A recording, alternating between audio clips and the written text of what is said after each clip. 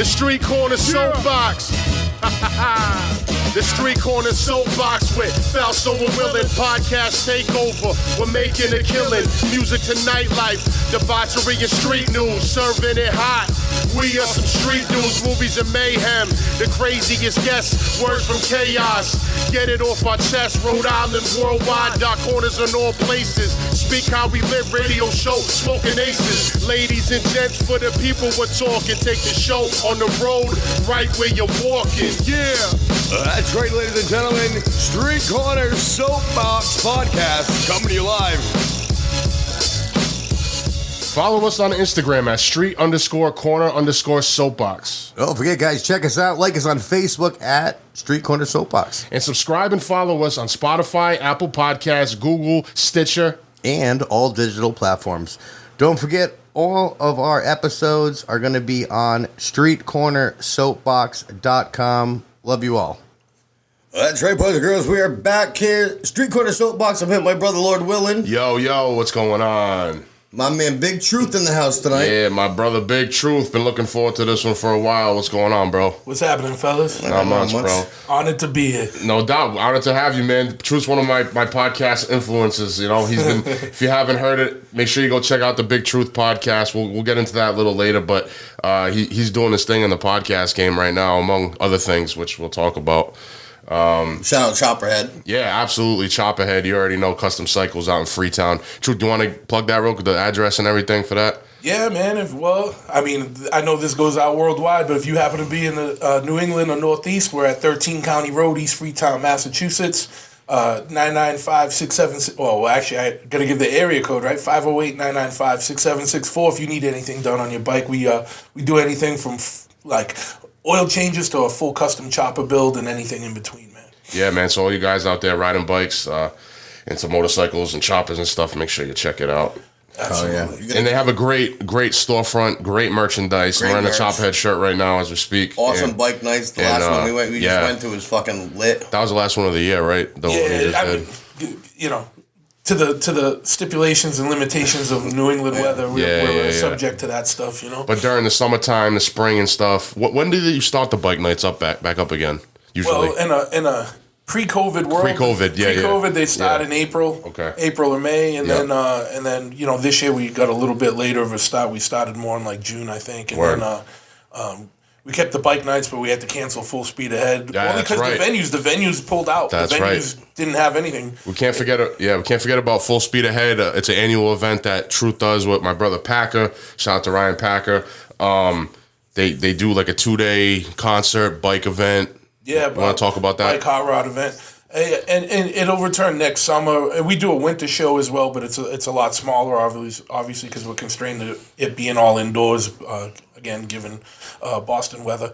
But yeah, Full Speed Ahead is probably New England's premier, and we say that, you know, one of the premier shows. It's hot rods, choppers, and music, and the pre-party's on the USS Salem, which is a ship of fucking war. Yo, that's just crazy. We build bars. We get a full liquor license and build bars and you just hang out and watch bands on a battleship. You know, we've had like Murphy's Law and Crown of Thorns and stuff, and a host of other bands. And then the main event is the next day at the Brockton Fairgrounds, and it's hot rods, choppers, vendors, just a good time. Any excuse, like, you know, to just get people together and doing shit, especially in the Northeast, because, you know, people know about all these events that happen in California and, you know, in on more western areas. And, well, unfortunately, out here, you're fucking limited because of the seasons. The seasons, you know, and the hub of the industry is more on the West Coast or, you know, or in the Southwest, and, you know, all kinds of things. You know, but that's why we're hotter people, because we always have to overcome adversity. Yeah, you're right. Right. No, but all the events that Choppahead puts on are dope, man. I know you got the thing in the winter you guys do, and then the holiday party. And Choppahead's always a good time, man, going to the events. There's always usually bands playing and stuff like that. Any excuse to be knuckleheads and have fun. That's all. Yo, for real. Yeah, man. So why don't we get into your background, man, the beginnings, you know, of you getting into music, because that's kind of how you started, right? And, you know, maybe you want to get into your background, too, where you came up and what you were doing and how you got into, you know, I know, obviously, Truth's a staple in the New England punk rock and hardcore scene. So if you want to get into that and your inspirations and influences early on. I mean, it's the story you hear a lot, right? Yeah. Like, you know, we were, you know, just fucking, I don't know, just grew up in New Bedford, Massachusetts, which is, you know, especially back then, was a pretty gritty city. Yeah, I think it still is. It still is. I mean, everywhere's a lot nicer than it was, you know, 20, 30 years ago, you know? Yeah. For sure. But, you know, New Bedford at the time, like when I was in high school, it had the highest violent crime rate and highest HIV rate per capita. So you had to watch your step. And, but, you know, it was, you know, whatever. And, you know, we all had issues and whatnot, so we found our way into punk rock and hardcore. Like, you know, probably, you know, for me it was through skateboarding, like a lot of people, and then hearing music on skate videos and reading Pusshead's article in Thrasher magazine back in the day, and then trying to find all the bands he was talking about and whatnot. But yeah, I definitely through like skateboard videos and through college radio. It was WSMU. At that time it was still. Southern Massachusetts University before it became UMass Dartmouth, and they had a college radio show that played punk rock and hardcore. And I just remember one day I was just listening to the college radio, and I heard I think it was like Suicidal Institutionalized, and like they played Black Flag Drinking and Driving, and I was just like, it had just clicked, like instantly fucking clicked. Like, I don't know what this is, but it resonated where I was like, that's what I need to be involved with. Like, I didn't know what it was, you know, and then, you know, skate videos and stuff, you start hearing more shit. And that's really the crux of it. We were just fucking antisocial fucking idiots just being fucking destructive out in the streets. And then we just found our way into those things. And you know, that's that. And you actually had a radio show, right? Was it on that station? No, that's when I ended up, like, that's later when I ended up going to college. Okay, yeah. We'll get into that. Was that in Boston or was that out there in Dartmouth? No, that was, I went to undergrad at Salem State College. Okay. And I had a radio show there. And I was like, that was like 90 to 94. And I had a mixed radio show. I'd play punk, hardcore, and hip hop. Nice. Like, you know, with more of a slant on like heavy or like independent hip hop. Yeah. And that's where I first met up with like Seamus Esoteric and all that. Like, we all met there. Cool. Because we were all there. When I had my show on one day, and his show was the next day, same time slot. So we all hung out together, hung out on each other's shows and all that. And so that's kind of where the origin of Brick comes from. Like, once we were in Salem State and all that. So as a kid too, you obviously got into punk rock and hardcore, and then obviously I'm sure hip hop was around then too, and so you kind of were listening to a little bit of everything. Yeah, no, absolutely, yeah. I mean, honestly, when I was a kid, the first two records I got was Grandmaster Flash, New York, 12-inch single, and Kiss Alive. Oh, no, sorry, Kiss Double Platinum. It was a silver cover. Those were the first two records I got. And that kind of just set the tone for everything going on. No doubt. There, you know what I mean? Yeah, and literally, like in middle school, like I found punk rock more in middle school. I was a kid. I didn't know what was going on. But it was still like hip-hop and breakdancing days were kind of ending. And if I can find it, I'll embarrass myself, and I will find this picture just for you guys. You can put it on your Patreon as exclusive content. Somewhere there's a picture of me wearing my Puma suit, and I had Liberty spikes. Oh shit, like, that's hard. Fucking, like, you know what I mean? Like, so like punk rock breakdance. Yeah, like, bro, I really full retard is what I totally we relate. call that one. That'd be great for an album cover or something like that. The next American War Machine cover. But there's plenty of fucking compromising pictures of me and Ryan like that from the old days because we were friends in 6th grade. Yeah. Shout out to Ryan, Iron Ryan. Absolutely. Atomic Ink tattoo artist. Yeah. Yeah, man.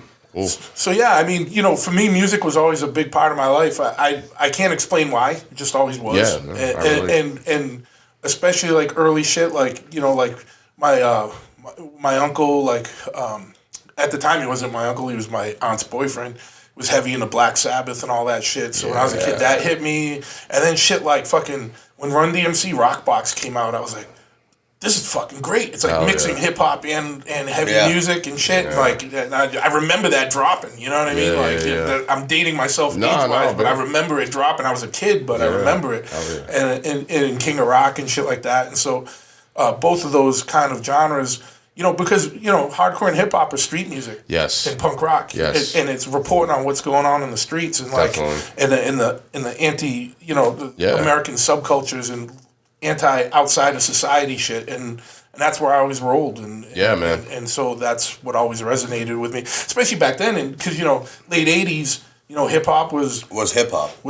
Yeah, I mean, right. It was still street. Before it went corporate. It was heavy, and the main shit that was like the quote unquote like not mainstream, but the big shit was like Public Enemy or Rakim or like heavy hitters. It wasn't like some fucking dude that you can't understand or some dude with rainbow hair and fucking face tattoos talking about Xanax. It wasn't any of that shit. It was like it was street shit, and it was like or it was like gangster rap. It was like NWA or Ice-T but that's when gangster rap still like was still lyrical too because they were telling stories and they were more about it you listen to Ice-T, it's gangster rap, but that motherfucker is a wordsmith and he's telling you a story in just using rhyme as a context or even NWA and DOC, any of that stuff from back then and I don't know, it just seems like as it went on, the music just kind of degraded. That's why I don't fuck with hip hop as much anymore. It's just boring to me. Yeah, we talked about that before because Snoop Dogg put a thing out and saying like back in the day, like the 80s, 90s, if you were a biter, quote unquote. Yeah. If you took somebody's style. Now everybody sounds the fucking same. If you don't sound like Future, you ain't gonna get your shit fucking played. I don't even know who the fuck Future is, but But I understand the sentiment. And it's just crazy to me, man. And I don't know. I mean, hardcore and punk and hip hop back then, shit was fucking hard, dude. And the world was harder, and that's and our lives were harder, dude. Like, we got into fights, all the fucking physical altercations all the time because of this shit, because it wasn't cool back then. And, and the hip-hop dudes and the hardcore dudes didn't get along either. I just kind of bridged gaps, you know what I mean? Because I was cool with everybody. Yeah. But we were fighting like jocks and guidos and fucking whatever shit, you know what I mean? Cause, fucking dudes in their fucking Zuba pants and Z Cavaricis with their fucking IROC Z28s, whatever. It's all love now, you know what I mean? But back then, that was the beefs. But, like... it was just everything had a harder edge. Even the cities had harder edges back then. Now everything's... I mean, you get a participation trophy. That was never a thing. Exactly. Well, COVID's a kind of a great equalizer. Now bringing the cities back, bringing the grittiness back in the major cities. You know what I mean? I got to ask you, when did you discover crime jazz? Crime jazz? Oh, probably. He put me on a crime jazz last night. What is crime jazz? It's a genre of music that's like, if you think of like sleazy, like 50s and 60s, like crime movies and stuff, it was kind of like that weird jazz. Like I like jazz. It's like a blend of like jazz and like exotica and like sleazy music, like strip club sleazy. Oh, perfect. With jazz and like Yeah, no, it's like spy music. It could be anything. Yeah. He told me last night. He's like, we were talking, right? We were hanging out, and he's like, "Yo, I forgot we were talking about jazz." So it was a jazz song came on, and then he's like, "Yo, you ever heard crime jazz?" And I was like, "No, what the fuck is that?" And he's like, listen to this, the Daltons or whatever, and Langhorns. Yeah, the Langhorns. Yeah. And on the ride home, dude, I put it on, and I was like, "Yo, I feel like it was in a fucking Quentin Tarantino movie." The whole fucking ride home, dude. No, that's the best shit. Like you ride in late at night, and you put that shit on, you feel like something's about to happen. Yeah, that's all it is. You know what I mean? Tony's fucking passed out in the fucking passenger seat. Like, what the fuck are we listening to? I was like, dude, this is crime jazz, bro. This is the new shit right here. But there was a dude, Martin Denny, in like the 50s and 60s, and he was doing that shit. I think that's his name, and I'd have to look it back up. But and he did a lot of that stuff. Like it was under the header, like Exotica was the. Oh really? And it was and so there's a lot of shit like. I like crime jazz. That's fucking badass. I'm gonna send you some crime jazz. It's just gritty, raunchy jazz. It's like soundtrack jazz. Like I say, like think about like what would be on the soundtrack for like Death Wish or something. That's kind of like Sin City, that movie. Or like Sin City, or like 60s like spy movies or some shit. I just thought Tarantino do like Pulp Fiction. I feel like like fucking scene from Pulp Fiction. Are there lyrics or is it just? No. Not really. Yeah. There might be a little bit of like some vocalization, but not like words. Crime jazz, that's the shit, right? It's just a cool little weird subgenre. I don't know. I was listening to that. I remember that when I was in college. I was like finding weird shit like that. Yeah, just digging.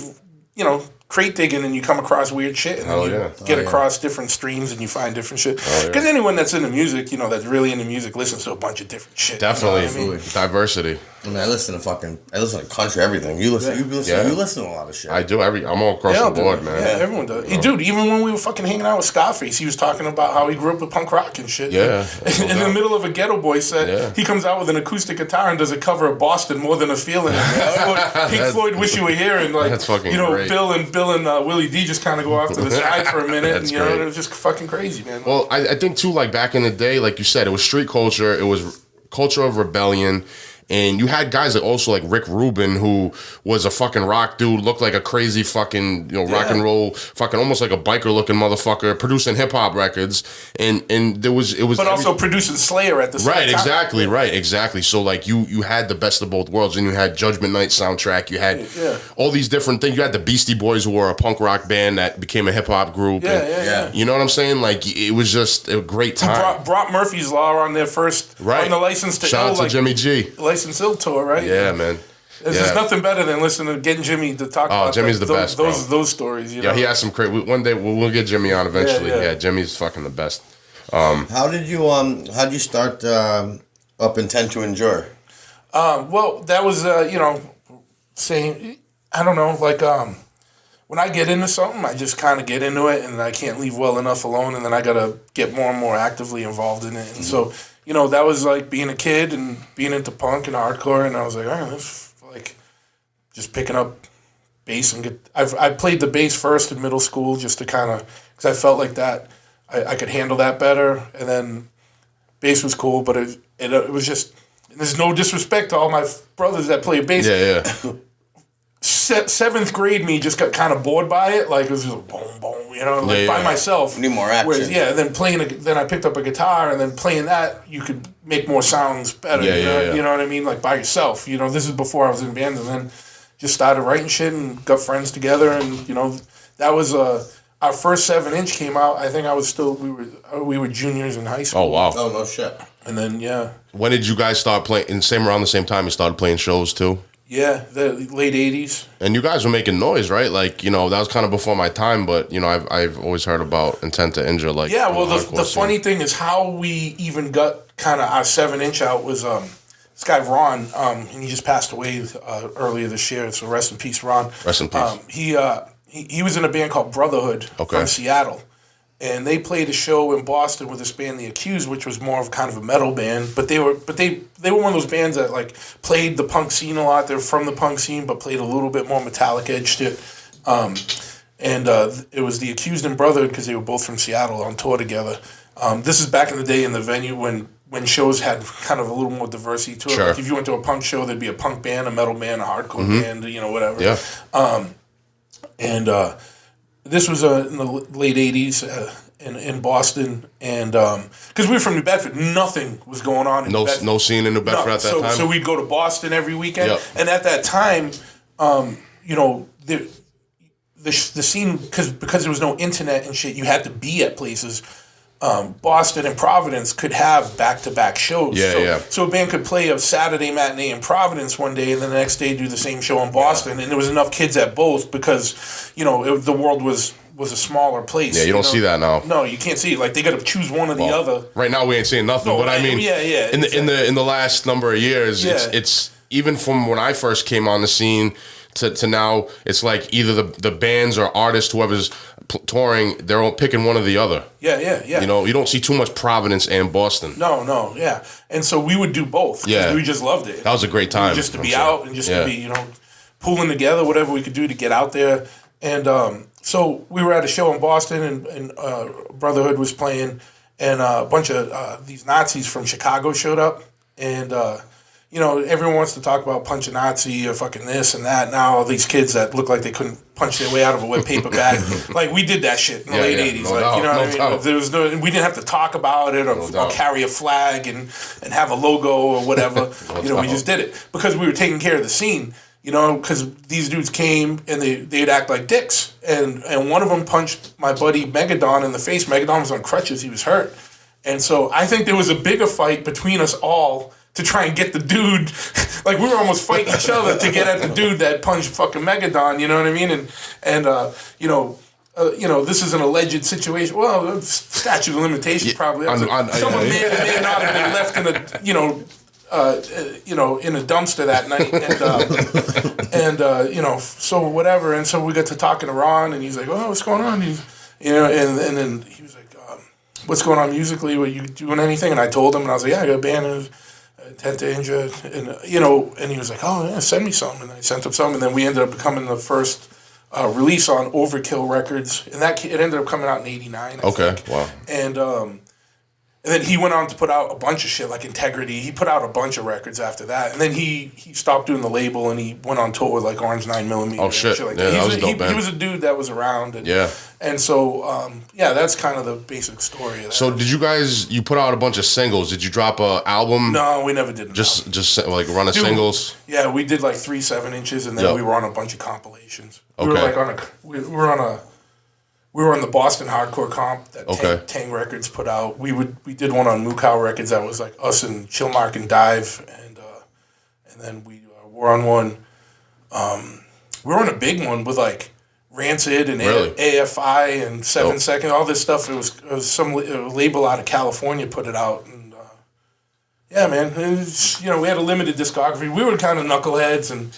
Yeah, our guitarist was always fucking going to jail. We couldn't get. We were too much of knuckleheads to get together enough to actually do like touring and stuff. Mm-hmm. Like we played New York a couple times. Well, we only played New York once actually at ABC No Rio. What band did you play with when you were in New York? Do you remember? I can't. I think it might have been Citizens Arrest. If it wasn't Citizens Arrest, it was kind of one of the bands that were in that kind of cluster. Because allegedly we were told by my boy Ryan Sikorsky, and he ended up being one of the main dudes over at Fat Beats later. Oh, word! That's nice. A funny story. This is small. So there's story a punk shit. rock, hardcore, hip hop connection right there. Yeah, dude. The funniest shit, right? So, and he was telling us, "Oh, you can't play CBs because there was these dudes there, and one of them had like your name on the jacket, and you hit someone with a hammer, and there was some weird shit like that." So I was like, "All right, whatever." Like when we played ABC, we couldn't play as Intent To Injure. We had to play as ITI. It was funny, really? Yeah. And so anyway, we years later, I had lost touch with that kid Ryan, but we had talked like traded records and shit. And one day I call up Fat Beats and I'm putting in an order, and the dude's like, "You the singer Intent To Injure?" And I was like, "Yeah, how would you fucking know that?" And I wasn't. I mean, we were broken up at the time. He said, "Oh, dude, it's fucking Seco." And I was like, "Oh shit, dude!" Like, you know what I mean? Small world. Small world. We just found each other later, and then that was my connect. He was giving me all the crazy white label fucking 12 inches and shit, days. Like in those early days of independent hip hop shit. Did you guys tour at all, like across the states or anything? Overseas, nothing. Just northeast. Northeast, and yeah. So. But you guys, I think you made an impact because I remember you guys did that reunion show a couple years back at the Middle East, and that show was fucking packed, dude. Yeah, well, that was a good fucking turnout. I know those. What was the other band that played that show? I can't remember. Infest. Right now. Yeah, Infest. Well, we only did it because it was Infest, and Matt is an old friend of mine and stuff. And we used to talk a lot back in those days. Yep. And when the promoter put it on, he's like, "Oh, they would definitely like to have you guys."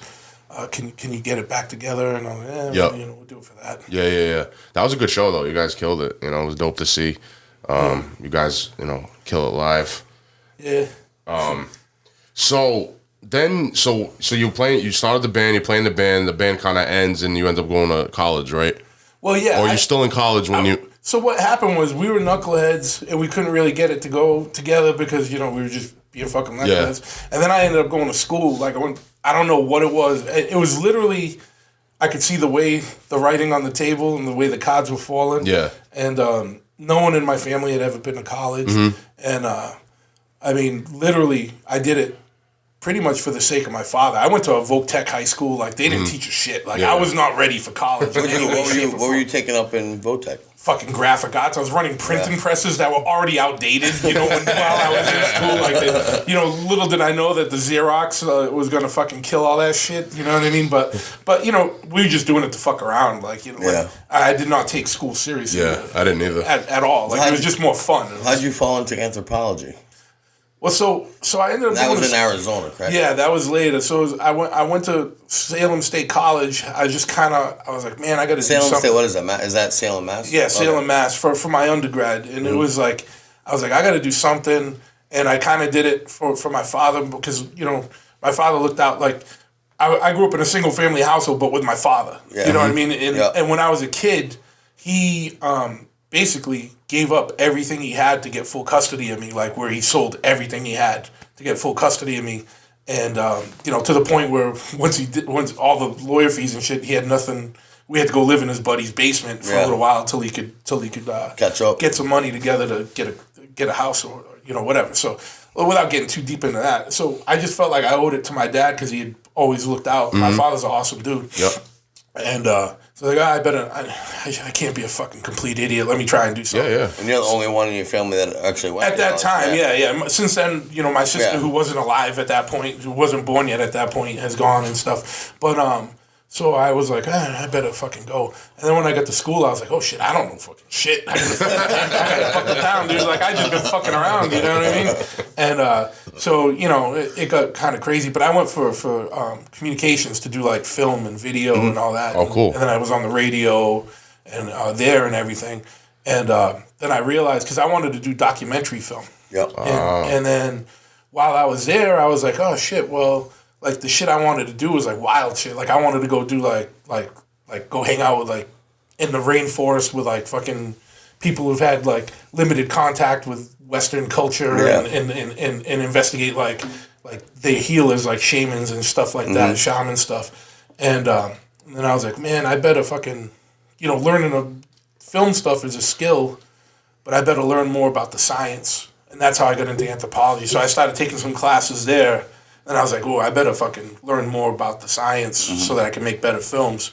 And that's why when I went to grad school, I went for anthropology. Down in Arizona. How did you find it living in Arizona coming from New England?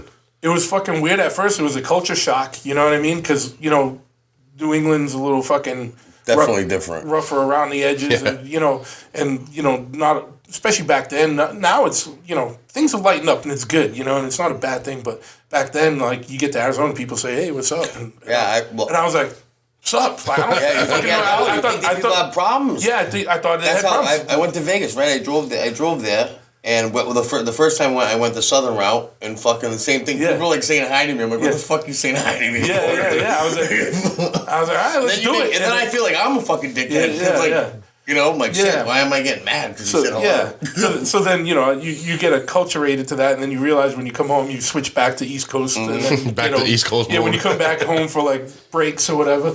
And, so, Arizona was fucking cool, man. It was really fucking... It changed, definitely changes your perspective on things. Any traveling you can do, you'll find that it makes you more grounded as a person because you see a lot of different shit, or you get exposed to a lot of different shit, and it makes you think outside of just the confines of your own neighborhood type of shit. Yeah, and so I remember you told me a couple times that you ended up on like an Indian reservation and like a sweat lodge and stuff. You had a pretty crazy experience. Yeah. So I was doing the sweat lodge. A sweat. Let him explain. So I was studying anthropology, and I went into medical anthropology because I was interested in what they call traditional or ethnomedicine or traditional medical systems, like tribal type shit, and whatever. And so I was hanging out. I was doing research with this guy. His name was Curtis Kakabi. He was a fucking cool guy. He lived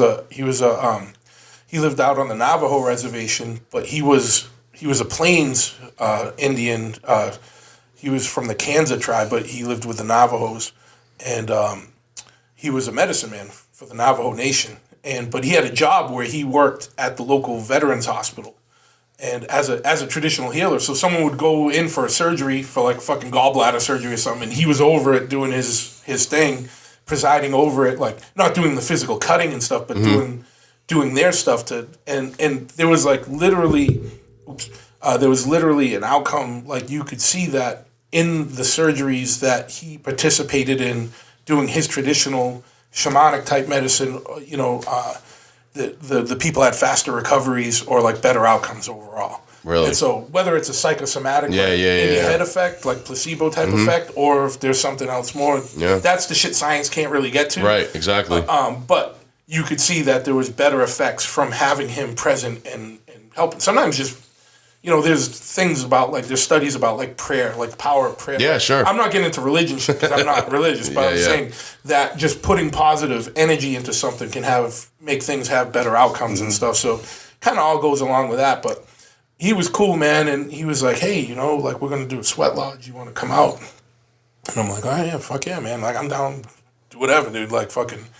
And so he brought me out way deep on the Navajo reservation. Like, we were far fucking. I'm like, I don't even know. You know if we're gonna make it back. I wasn't even like, where are we? I was like, when are we? Like, you know, like we got to points where it was like people way far out where people were still living in what they call hogans, which was like the traditional Navajo house. It's like this like kind of octagonal shaped house. People had wells like where they were pumping the water out like in front of the house type of shit. And I was like, dude, I literally feel like we're in the 1800s right now. Like, and then we got past all that and then just way out into the desert and we're driving and it's starting to get like dusk. There's like fucking wild horses and shit. I'm like, what the fuck is going on? I was like, I'm still fucking Boston. I'm like, what the fuck is going on? Where are we, dude? I was like, how do you even know where you're going? We're not even on a road anymore. And so we're just in the fucking desert from fucking miles. And all of a sudden we come across this little fucking canvas hut. And it's just in the... I'm sorry, man, I keep touching. All good. It's in the middle of the desert and fucking...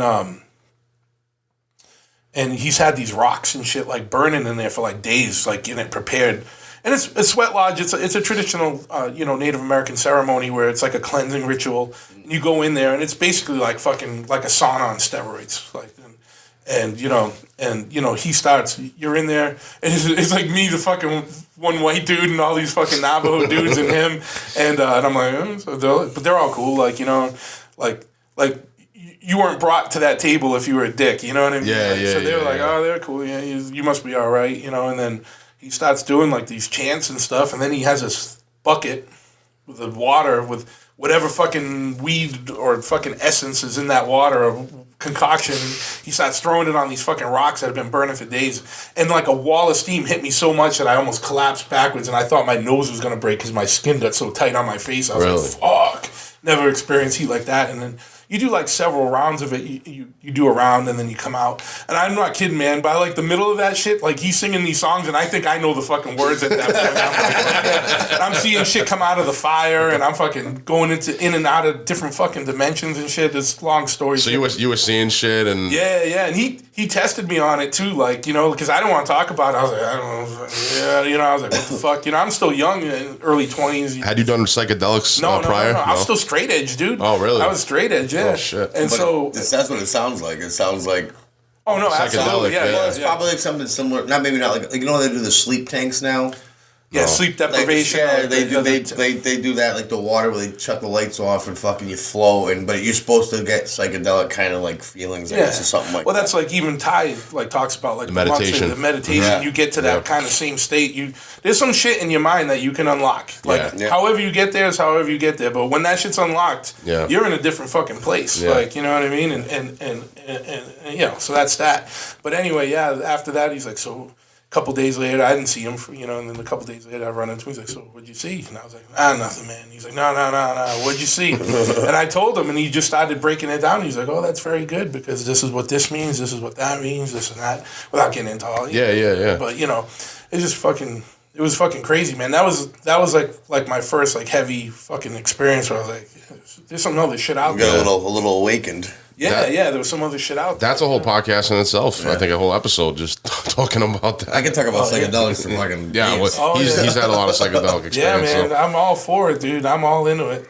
I'm all in on that shit. Yeah, to me, like, there's drugs that are fucking dirty and fucking, and I could be use that term drugs, but to me, psychedelics and like weed and that shit, that's medical. I use them as a tool. Yeah, it's like I'm not popping. I don't like. Okay, for example, I won't pop a couple caps like a lot of my friends. Oh, I took a couple caps. Like, no, if I take mushrooms, I'm gonna take 7 fucking grams. I'm gonna go on a fucking trip somewhere. Yeah, absolutely. But I maybe once a year, twice a year. Yeah.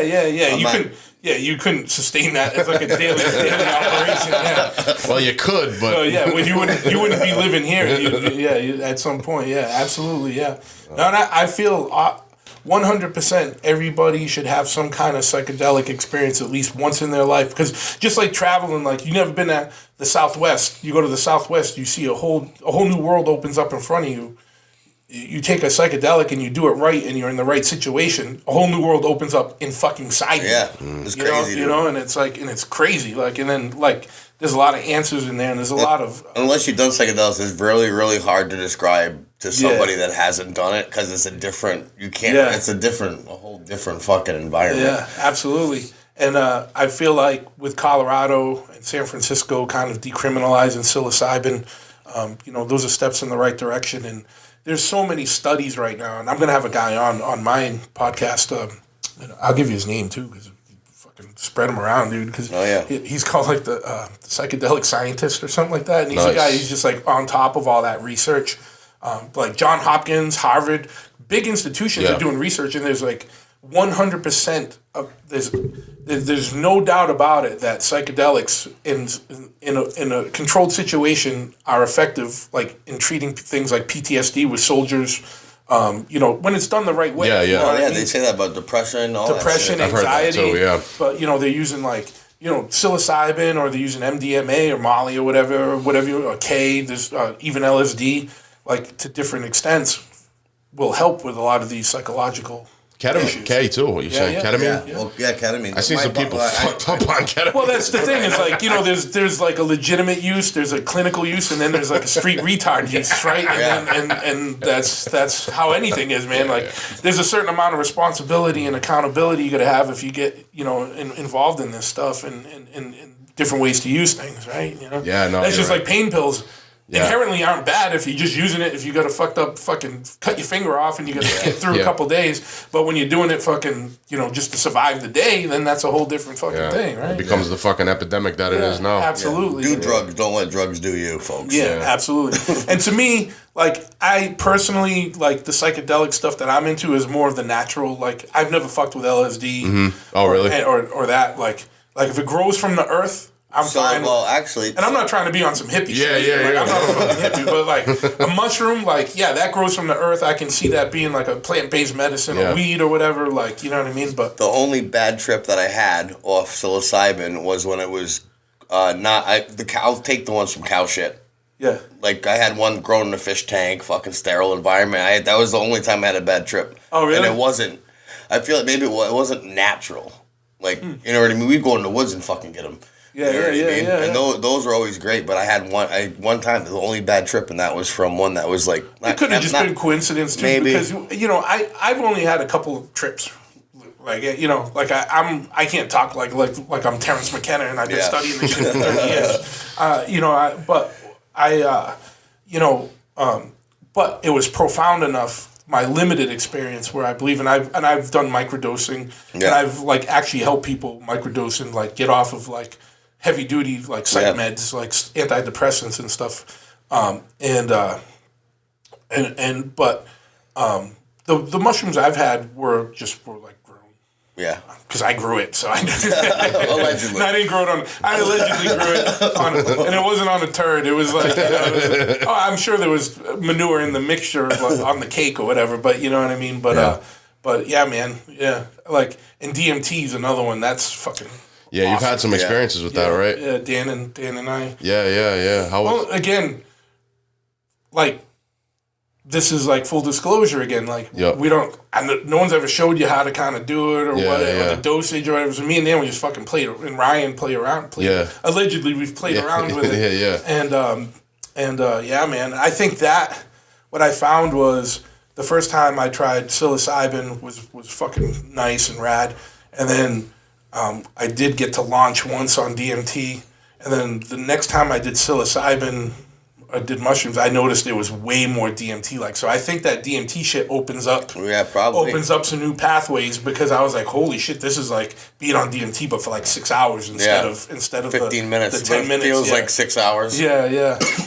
Well, I mean, I think people have profound experiences. I know, like, people go to the jungles of Peru and they do the ayahuasca ceremonies, and I've heard people, you know, I've watched documentaries and like the spirit molecule and all that stuff, and they say it's changed their lives for the better. We know a guy at the tattoo shop, I won't say his name, he doesn't work at the shop, but he's a customer. Yep. He kicked heroin from doing a deep... Yeah, I've heard that. They do that ayahuasca and... all the retreats, like you said, Peru and Costa Rica. Yeah, I think there's some here now, too, in like California. I think there's one in like Kentucky or something. Kentucky, really? Something like that, yeah. Yeah, I guess. don't know. That's a crazy thing in itself. Yeah. Like, I'm down with that shit, like, and I would probably do ayahuasca, but you gotta really go into that's that like shit a fucking, prepared. That's like a 2 days yeah. of like fucking... People get like sick and throw up No, and they get fucking shit yourself. sick the whole fucking time. Yeah. But I mean, you kind of know that's part of the program, right? You know, but you got to do a whole thing. It's either do that, get sick for 2 days, or get sick for fucking 2 weeks. You're trying to kick heroin. Oh yeah, you know man, I forgot it. At that point, But you know, and but you're using it as a tool beyond just just trying to have it get you over other drugs or something. It's just you learn a lot of shit, man. Like, you know what I mean? And the ayahuasca, there's a lot more to it. Like, you have to like prepare for like weeks. Ibogaine. What's that? I never heard of that one. That's ibogaine. I don't know if it's a psychedelic. Maybe it might be a part of a psychedelic. Yeah, a little bit, but ibogaine is... It's in that world. Yeah, but they use it specifically to kick like opiate addiction. Yeah. And it's that same kind of experience. Yeah, I don't think as harsh maybe, but I think it's still long. I mean, I think it's something that's more with brain chemistry rather than like full psychedelic experience. But I'm talking a little bit. Yeah. Interesting. Whatever. Everyone. The beauty of 2020 is everyone's got like the sum of the world's knowledge in their fucking palm on the phone. Information age. You could Google ibogaine, but I've definitely heard about it. But anytime I've heard about it, it was more in context of like trying to quit opioids. And I've never even had an opioid in my life other than pain meds. Like only used as prescribed when I have like broken bones or whatever. I'm lucky in that account. No doubt, man. You know what I mean? I'm not being smug. I'm just saying I'm being humble. I know that I'm lucky in that. It's a fucking plague, dude. I've escaped that. Well, shit. even if you had a surgery, you fucking broke your foot or fucking something. Yeah. They put you. I know a guy that got on the shit. I mean, everybody does. I'm sure. You get put on pain pills, and then your surgery's over, rehab's over. But now you still have that addiction now but that's how they get you, dude. And then you can't afford it anymore. And then you go into the clinic and we're going on Suboxones. I mean, New Bedford, there's fucking a lot of that shit out there. And I think a lot of the reason why I don't get fucked in that world is because I grew up in those worlds where I saw it affect so many people. And just growing up hardcore mentality, I'm like, I got this. Like, I don't need fucking shit. Like, I barely try and take aspirin. It's like last ditch effort. If I'm taking aspirin, I got a fucking migraine. Or something, you know what I mean? So I know I'm lucky in that regard. So Absolutely, man. So let's switch gears. So when did you get into motorcycles? Was it around? No, it was late '90s. Late '90s. Yeah. Okay. Yeah, I think it was just. You get involved with the hardcore scene and all that stuff, and it's the things you love about hardcore are that the danger of it, my mantra that's like I always say: loud, fast, dangerous, antisocial, fucking fuck you, right? And that was hardcore, and then hardcore in the '90s started getting soft, and I'm not making no apologies about talking about that. Like, fucking quicksand ain't hardcore. I know everyone loves quicksand, but guess what, motherfucker? Fuck a quicksand. Like, I don't give a shit about quicksand. You know what I mean? Or any of those bands. Like, because the problem to me is that those bands weren't hardcore, but they were using hardcore as a launching pad to kind of launch whatever the fucking thing they were doing is. Like, no, just go out and be an alternative band. And don't try and fucking rape the hardcore base for that. You know what I mean? Piggyback on it. Yeah, exactly. Let me ask you a question now. We don't have to go deep into it, but do you feel like that's happening now with certain bands? Because personally, I do. Because people have, I'm not going to get into names and everything, but people have put me onto bands recently who say, oh, check this hardcore band out. And I'm like, yo, this to me isn't hardcore. Yeah. You know what I'm saying? It's always kind of been like that, right? So the thing is, it's crazy because when I was a kid, hardcore was only a few years old. Yeah. And I had already missed the first wave. Like I say, like I literally got into it in I think it was like 1984 or 1985. In 1984. I was 12 years old when I heard the music on UMass and what the fuck is this? And then my first show was 85. It was me and Ryan. We went to go see Suicidal and Jerry's Kids. Hell yeah. And we were fucking scared shitless. We were kids. And that show was fucking bananas. I wish I could go back in time to that show as actually not as a 48-year-old. I wish I could go back as like a 30-year-old so I could go fucking wreck shit, right?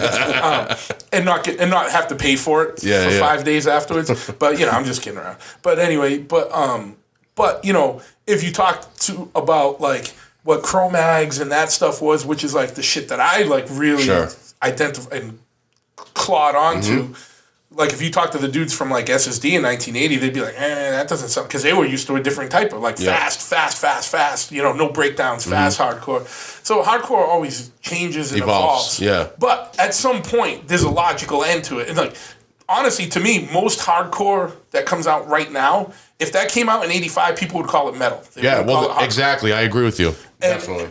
And I'm not saying I don't like that. Right. But when it loses its edge to me, then don't call it hardcore. Like if it's metal-y, you know, cool. It's cool. Yeah. But hardcore is more about a mentality yes. and an attitude about things. So whatever the kind of the genre of the music is, you know, is if it has that edge, you know, it still could be classified to me as hardcore and not be completely offensive. Yeah. But in the 90s, there was some shit going on, like fucking Lifetime. And I'll fuck these dudes, dude. Yeah, whatever. It don't matter to me. And no, because they came to shows and they were assholes about it. You know, because I remember it. Yeah. Like we almost fucking hemmed that dude up one day. We so whatever. Yodeling ass motherfuckers, right?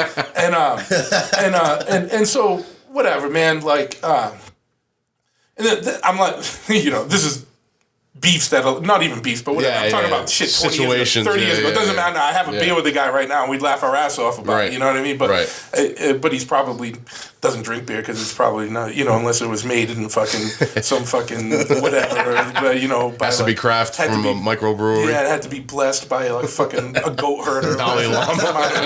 As it was squeezed out of it, and you know, whatever, you know. But anyway, I'm just kidding. But so as I'm talking about all this kind of pseudo hippie shit, right? You know, nah, man, whatever. It's all good, man. Hey, I'll acknowledge my. You're not smug about it though. You know what I'm saying? And I think that was the thing. Like I was never down with people being smug and fucking preachy and hardcore. I'm like, that's not what this shit's about, man. No, man. To me, you know what I mean. So everyone has their own take on shit, but. Yeah, I think what's important about hardcore is maybe some people don't realize now, like the kids coming up now or something, is that. I'm not saying all, but there's a message in it, you know, that you can relate to, and I think a lot of that came from punk rock, you know what I'm saying, and then there was always a message with punk rock, and then hardcore is basically just a cousin or a brother of that. Well, hardcore was like the harder edge punk. That's why they called it hardcore. Right. Like, you know, it wasn't the poppy punk. It was the hard shit. You know what I mean? And you know, the more aggressive punk. Yeah. That's what I always got off on was the aggressiveness of it because we grew up aggressive. Right. The world ain't like it used to be, so it's no surprise to me that you got these bands that are soft. You know what I mean now because the world is soft. That's you know true. what I mean? And guess what though? The world ain't always going to be soft. The world is soft because we've had it very good. Mm-hmm. This COVID shit is the first fuck you smack of face reality, but the economic shit that's going to result from COVID. And, you know, when all these businesses, already 25% of all small businesses in the country are shut down for good because of COVID. Crazy, and the numbers increasing every day. So once when the shit really hits the fan economically, then you're going to see hard times again. And guess what? Motherfuckers are going to have to harden the fuck up or they're not going to survive it, man. You know what I mean? Or you don't have a choice. You know what I mean? Survive it. That might be a benefit for music too. Yeah, it's a benefit for the world, dude. Weed out. In some weird way, it is. Yeah. There's principles of Darwinism that seem cold, but you know what? You put the greater good beyond the individual, and Darwin shit makes sense, right? Sure. Yeah. You know? There's too many motherfuckers, dude. There's too many motherfuckers that ain't really contributing to anything. Yeah. You know what I mean? There's just just gliding through life doing fucking nothing. You're right. We can't sustain that level. Yeah.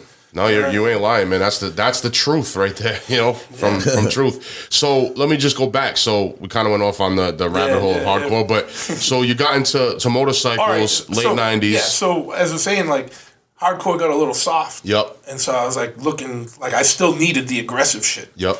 And, you know, there was still aggressive hardcore, but I mean, just by and large, you know, and I'd been in hardcore for, 15, 16 years at that point, and I was just looking, motorcycles, I started seeing them around, and I started remembering when I was a kid, seeing, dudes, on choppers, but club style dudes on choppers just getting gnarly, fucking, fucking, you know what I mean?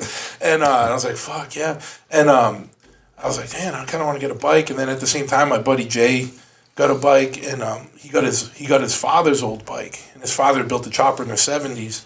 and he got a bike from his uncle had that bike, but it was disassembled and it was up in the attic.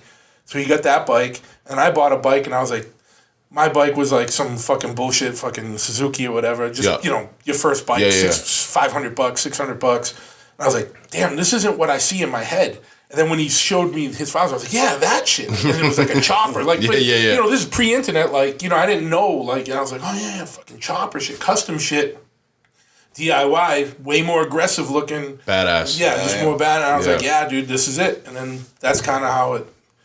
And so, you know, I got a chopper right after that. And then... started riding. And started doing, like...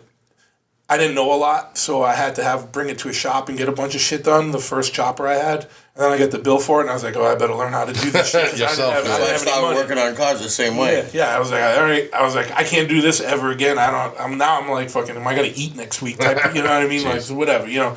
But I was still totally worth it just for the smile, and, like, it was the same feeling as, like, old hardcore. It's just like, just fucking aggressive and fun and shit, you know what I mean? Hell yeah, man. Do it yourself, DIY, right? And dangerous as fuck, you know? Because my first chopper was sketchy as fuck. Like, really? I still lived in Dorchester at the time, and it was a Triumph 650 with a big, long, square Springer for, like, an old 60s Springer, and the rake and trail probably wasn't right, so I'd be coming home on the Mass Pike, just winding it out as fast as I could. It was only going like 85, 90. But the car behind me is doing 85 and the car in front of me is doing 90. So I have to do that. And it's like my front end's bouncing on corners and shit. I'm just like, white knuckling. Just let me get back to fucking Dorchester. Right? Just let me get back. And yeah, man. And then that just started. That's how all that stuff started. It was just a logical next step. Yeah, man. It makes sense. Yeah, made the transition. And basically, choppers are the punk rock of the motorcycle industry. Okay. That's what it really is. Is like I don't know. I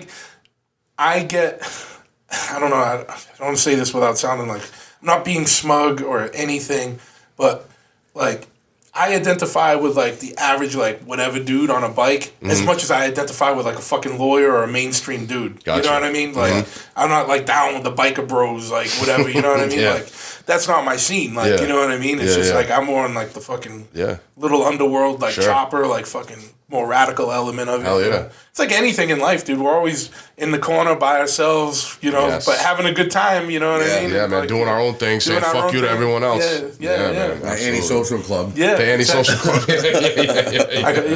I'm an anti-socialite. Yeah, no doubt, man. That's a good way to put it.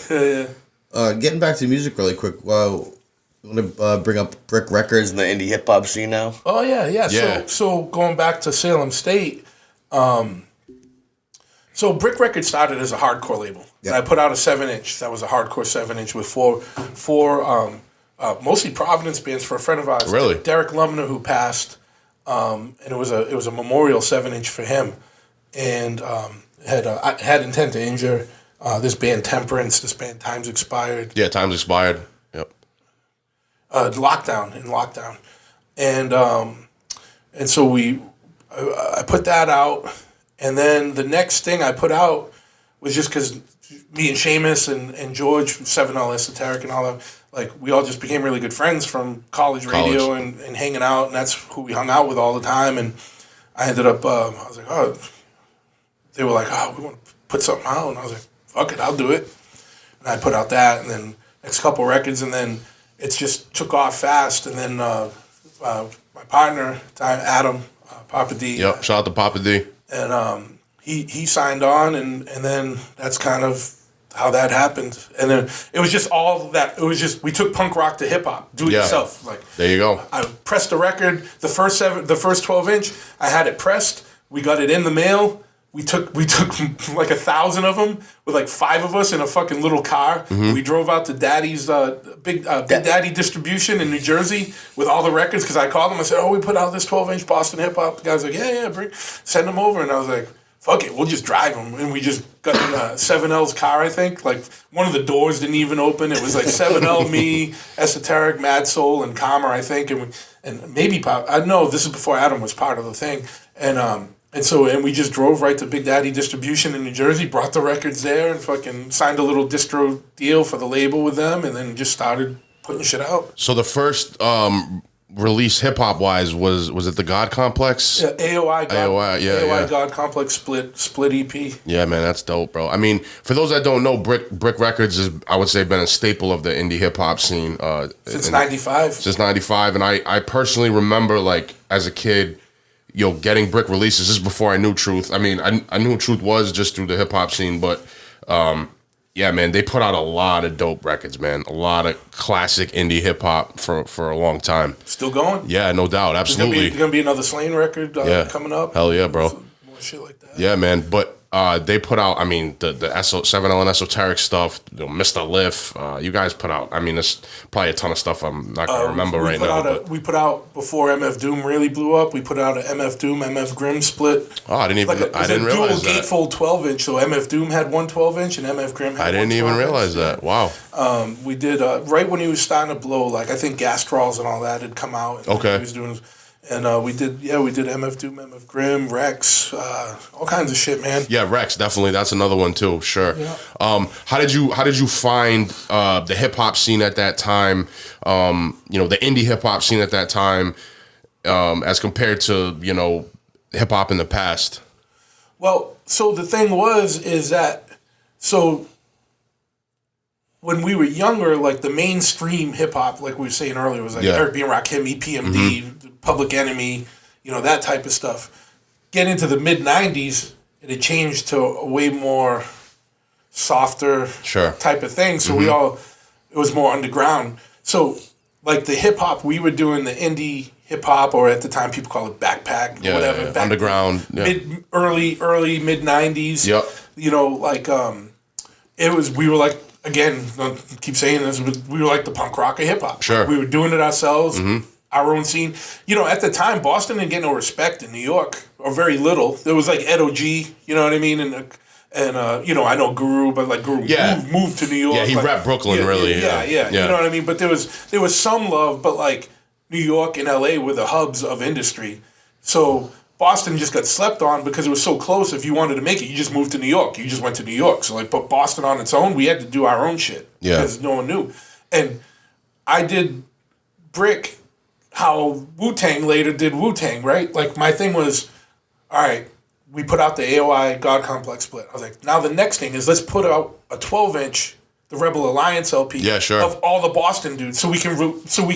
That was my plan. Was let's fucking introduce everybody, and then we'll start doing everyone's individual 12 inches, and then start doing everyone's individual LPs. So, but what ended up happening is, we did that, and then we started doing people's 12-inch singles, and then everyone started getting big heads and trying to sign on other labels and stuff, and then it kind of fell, so not everybody, but some guys. You had some situations with that, It never we had our mainstays for a long time, 7LS, so all that shit, but some other dudes especially dudes that tried to be more conscious rappers who really just more concerned with money than, it was fake consciousness, you know what I mean? But it rhymes with skiff. So we had shit like that, and I got no disrespect. I mean, we were young too. You know what I mean? Honestly, we were young. We were in our early 20s. Yep. I'm not expecting anything. It was just more like I had a master plan that I think if we would have stuck to it, we could have made Boston even fucking bigger and tighter. But everyone just started trying to look for greener pastures, and I'm like, damn, we could have really built this up, and we did because guess what, man.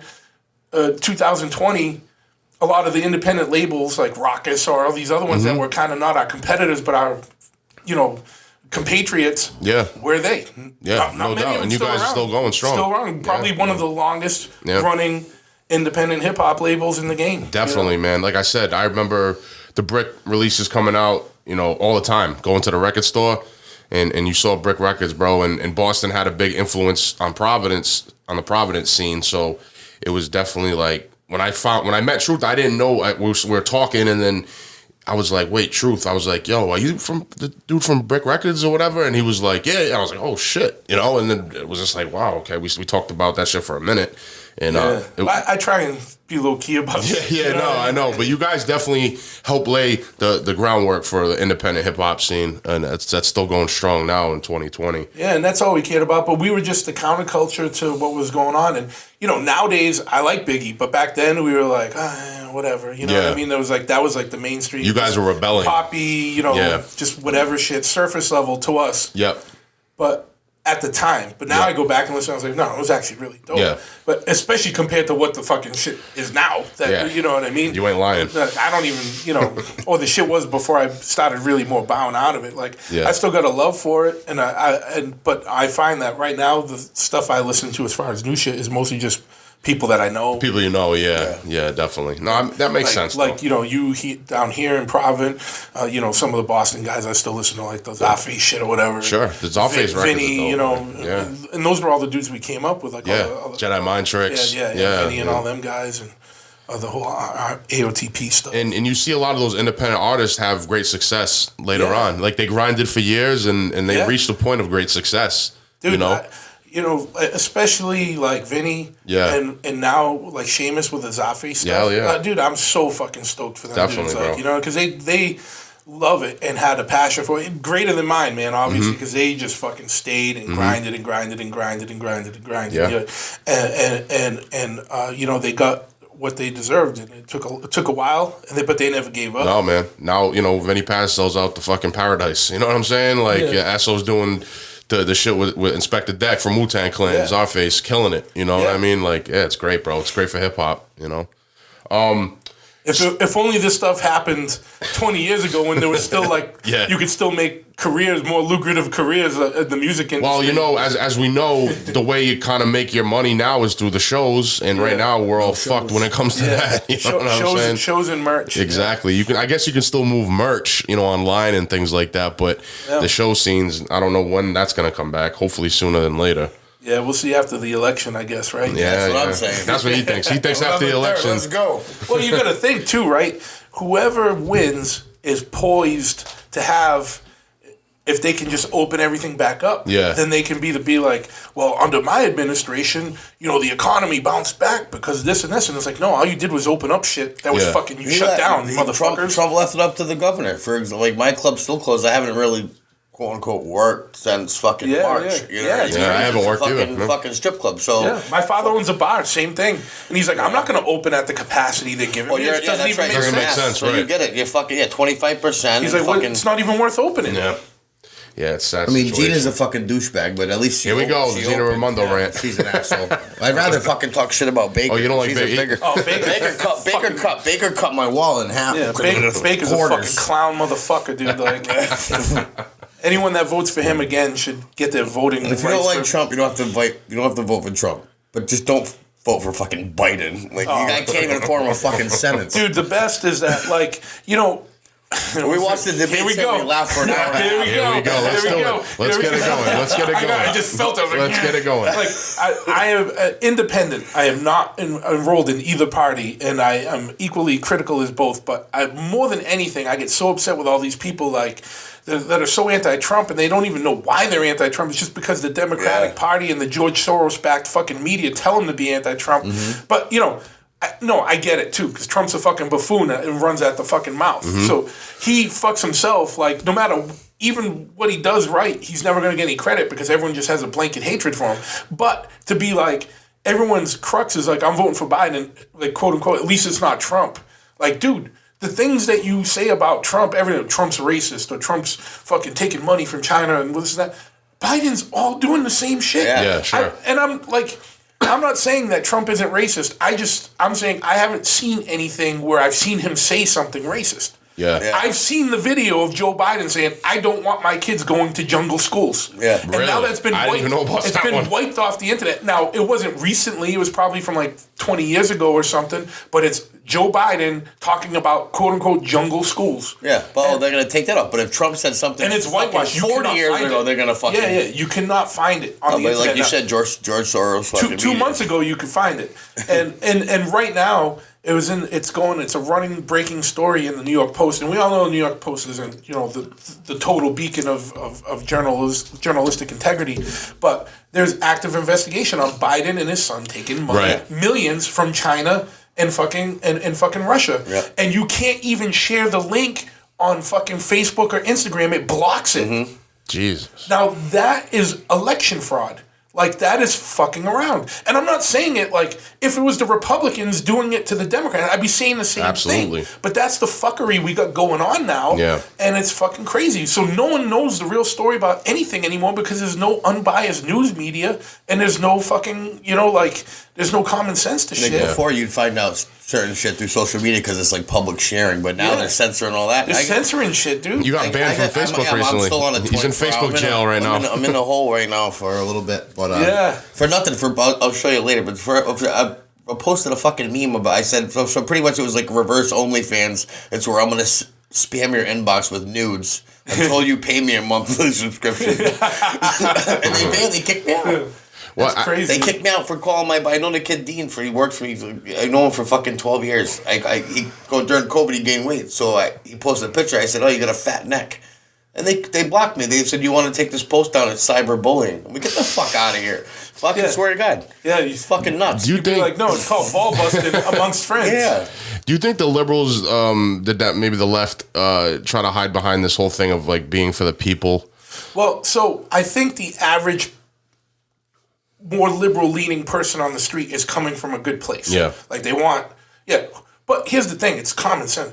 Who fucking wants racism or who wants fucking this and that? But they take it to a point where it becomes fascist, where if you don't agree with every one of their points, they want to shut you the fuck off and cancel you and crazy shit like that. Like, that is fucking the... textbook definition of fascism is shutting down those that go against what you want. Like, to me, I'm not going to be thought police for anybody. Like, someone wants to be a fucking Nazi, that's their problem, not mine, dude. Yeah. Like, until they fuck with you, or fuck with me, or fuck with my family, or fuck with someone, then we handle it. You know what I mean? Well, isn't that the point of America? Everyone has freedom of choice to do whatever the fuck they want, as long as you're not breaking the law or disrespecting infringing someone. On somebody else's rights. That's how it used to be. And if you want to be super right or super left, like, it's fine.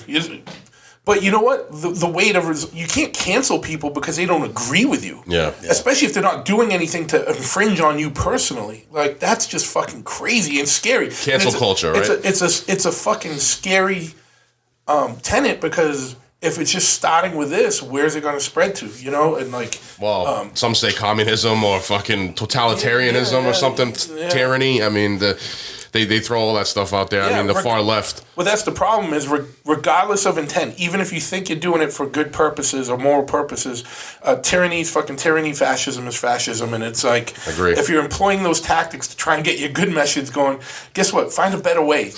Have a better argument, have a better fucking conversation, and try and get people to see your point. Like, you can't just fucking shut someone down because you don't agree with them, dude. Big truth for president 2024. It's fucking crazy. You're on the ballot? I would never. Nobody.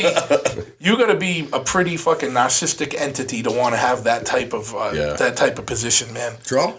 Yeah, well, and there's no doubting that he's a fucking narcissistic fucking prick. I relate to Trump. One, he's not a politician. Yeah. I get it. And is that better for the country, since he's, people say that, well, he's a businessman, so he wants the economy to do well, to prosper. He don't give a fuck. You can't buy him. You don't give a, you know what I mean? You can't buy him.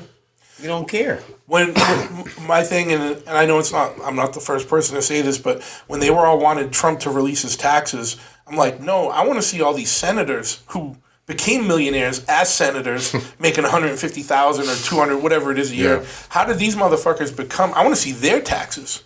Yeah. And I really think there needs to be term limits on these fucking Senate and Congress, man. Agreed. Yeah, definitely. A lot of these scumbags are hanging around way too long, dude, and they're getting easy votes because now, I think three big problems in the country. One is we don't have an unbiased media, and social media is a new thing, and we didn't expect it to be as big as it is. So how do we treat that? Because they're still private companies, so they can still say, nah, we don't want to put that out.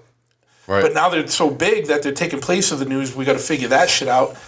the term limits on senates, and 3, just in general, all these motherfuckers putting their political party before the benefit of the country. Yes. That's the biggest fucking problem. Like, the voters and the fucking politicians both doing that. Yes. Well, I mean, wasn't this country founded on the politicians were supposed to represent the interests of the people? Yes.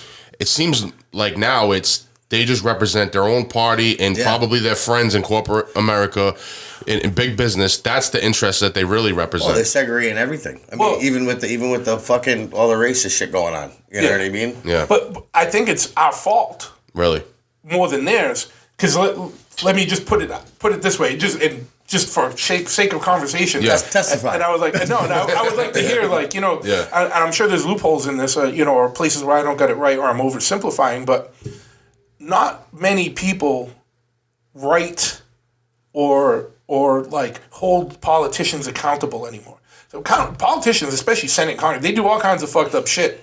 No one does shit about it. So you're elected to Senate, right? Or you're elected to Congress, and you're like, all right, I'm gonna represent the people. You get into that position, you ain't hearing from the people, and then you're there for 4 years. You might start out really good, and then time goes on, and then you're not hearing from your constituents. But you know who you are hearing from? You're hearing from the lobbyists. Lobbyists are in your ear every day. Yeah. And they're like, hey man, we got some money for you. What do you think about this?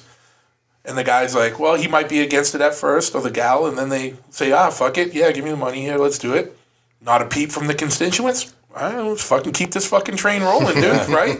You know what I mean? So I say, us, we're getting what we deserve because people aren't active in politics. Now, part of it is because people are working 2 jobs a lot of times, fucking whatever, or like stressed. They got kids, they got families, both parents are working 1 or 2 jobs. Like, it's fucking crazy. And then we're getting a divided media. We're not getting good information. Like, and it's like, I can't blame people, but you can also blame people. I feel like people gave up because you can't really make an educated guess on anything because you don't know. Giving you exactly, Or you're just you're getting fed party bullshit, and you're buying it hook, line, and sinker, and you're not thinking about it or being critical of shit. Like, you got to be critical of your own party the same way you're critical of the other party, and it shouldn't just be 2 parties. You know, I agree with that for sure. So the whole thing is it's kind of a big fucking craziness. That's why I'm all for, like, let's get this so fucked that it fucking breaks, and then let's rebuild it. Destroy and rebuild, right? You think we'll ever see a strong enough independent candidate to compete with the other 2 parties? No, because they don't push them. No, because I couldn't even tell you. You've seen a couple like almost get there. I couldn't even tell you who's fucking running independent right now. No, me either. Because I have no they're idea. pushing the There's Democrats none. and Republicans. Well, there's for presidential. I mean, there's anyway. a Green Party and a Libertarian, but that are on the ballot. The problem is that even within the parties, good candidates get fucking ostracized and cut out because it's still a network, and we saw this, and it's way, like, just for example, I mean, I got no love for the Republican Party as the Republican Party. So with that caveat, let me just fucking talk about the Democratic Party for a second, just so people don't be like, oh, he's fucking blah. Like, listen to me as an independent person. Like, I'm independent. I'm unenrolled. I think that's one thing everyone should do. If everyone just fucking unenrolled from the parties, and like, that would send a message and be like, oh, we better start listening to these motherfuckers. But fucking last election, right? Bernie Sanders comes out, and he's like the hero to all these fucking people. And all the shit he's talking on Hillary and this and that, fucking, and this and that. And then the party fucks him. And they put Hillary through. I remember that. Even though Bernie's, really gaining traction. And then he endorsed her after. And then he fucking bowed down, licked her fucking boots like a good little fucking Democratic operative. Instead of, if he really believed in all that shit he was saying, he would have said, all right then, fuck y'all motherfuckers, I'm running independent. And he probably would have took it. Yeah. You know what I mean? Because he had that much momentum. I don't like him particularly, but he had that much momentum. He had a lot of support. And then this time, the same shit happened to him. And guess what? After that first one, 3 months later, he bought a $3 million mansion in fucking Vermont. Right. I don't know, just do a little bit of fucking finagling and figuring. You already know what happened. And this time around, there was actually a really good candidate, Tulsi Gabbard, on the Democratic side, and they fucking made her. They fucking got her right the fuck out of there. They made her look like she was a Russian collusionist. She's in the fucking she's active military right now. Really? You know what I mean? You know what I mean? It's fucking crazy. They just, anytime there's a good candidate on either side, they kind of marginalize that person, and because they're not part of the fucking network or they're not towing the party line. Fuck the party line, dude. Fucking put the country first. Yeah. Do you think, like, you probably just said it, but there's people who get into one of the parties and into politics with good intentions, and then they start, going along, and they get offered, this and that, and to change their motivations and things like that. Yeah, I mean, I think there's people that get into politics because they're scumbags and they just want to get fucking work in the system. Right. And then there's people that get into it for good reasons, and then they get fucking compromised along the way. Or if they don't, like Ron Paul. Yeah, he was like the last candidate I was totally. Yeah, he was very popular. Yeah, he was popular. 100% constitutional voting record in 30 years of fucking being in this thing. He's like the only one that would have sucked if we had term limits to lose him. 100% constitutional voting record. His whole tenure and they marginalized him, man. Right. Like, and he wasn't broken. Like he wasn't compromised, but they just made him look like a crackpot. The problem with him was that he had too much to say. And he wasn't trained on how to talk right. So, like, when they would they only let these guys talk in sound bites. They were like, you got 10 seconds to make your argument. He was trying to pack 2 minutes worth of shit in 10 seconds. So he's just like, pa. And people don't have the attention span for that shit. Yeah. Unless you're already primed and kind of know what he's talking about. Otherwise, you'd be like, this dude's fucking crazy. Yeah. You know what I mean? And I get it. You know what I mean? Yeah, I remember, yeah. And so I don't know. I think that, there's human nature, dude. Think about people People at your job, like, some people do a good job because they care about the company, and then some people are fucking scumbags and doing little fucking side deals and hustles at the job. Like, that's what Senate is. It's some people. It's just it's just that's a good way to put it. You know what I mean? There's just there's just all kinds of different shit. There's some people that probably got promoted to a managerial position and they were all for it, and then they just started getting fucking beaten by life, and then they just started like, fuck this. I'm gonna fucking milk this here and there. You know what I mean? Like, there's all kinds of shit. You know what I mean? It's just human behavior and human psychology. Like, no one's above it, man. You know what I mean? No, man. But the problem is none of us, and I'm guilty too. I mean, I do write.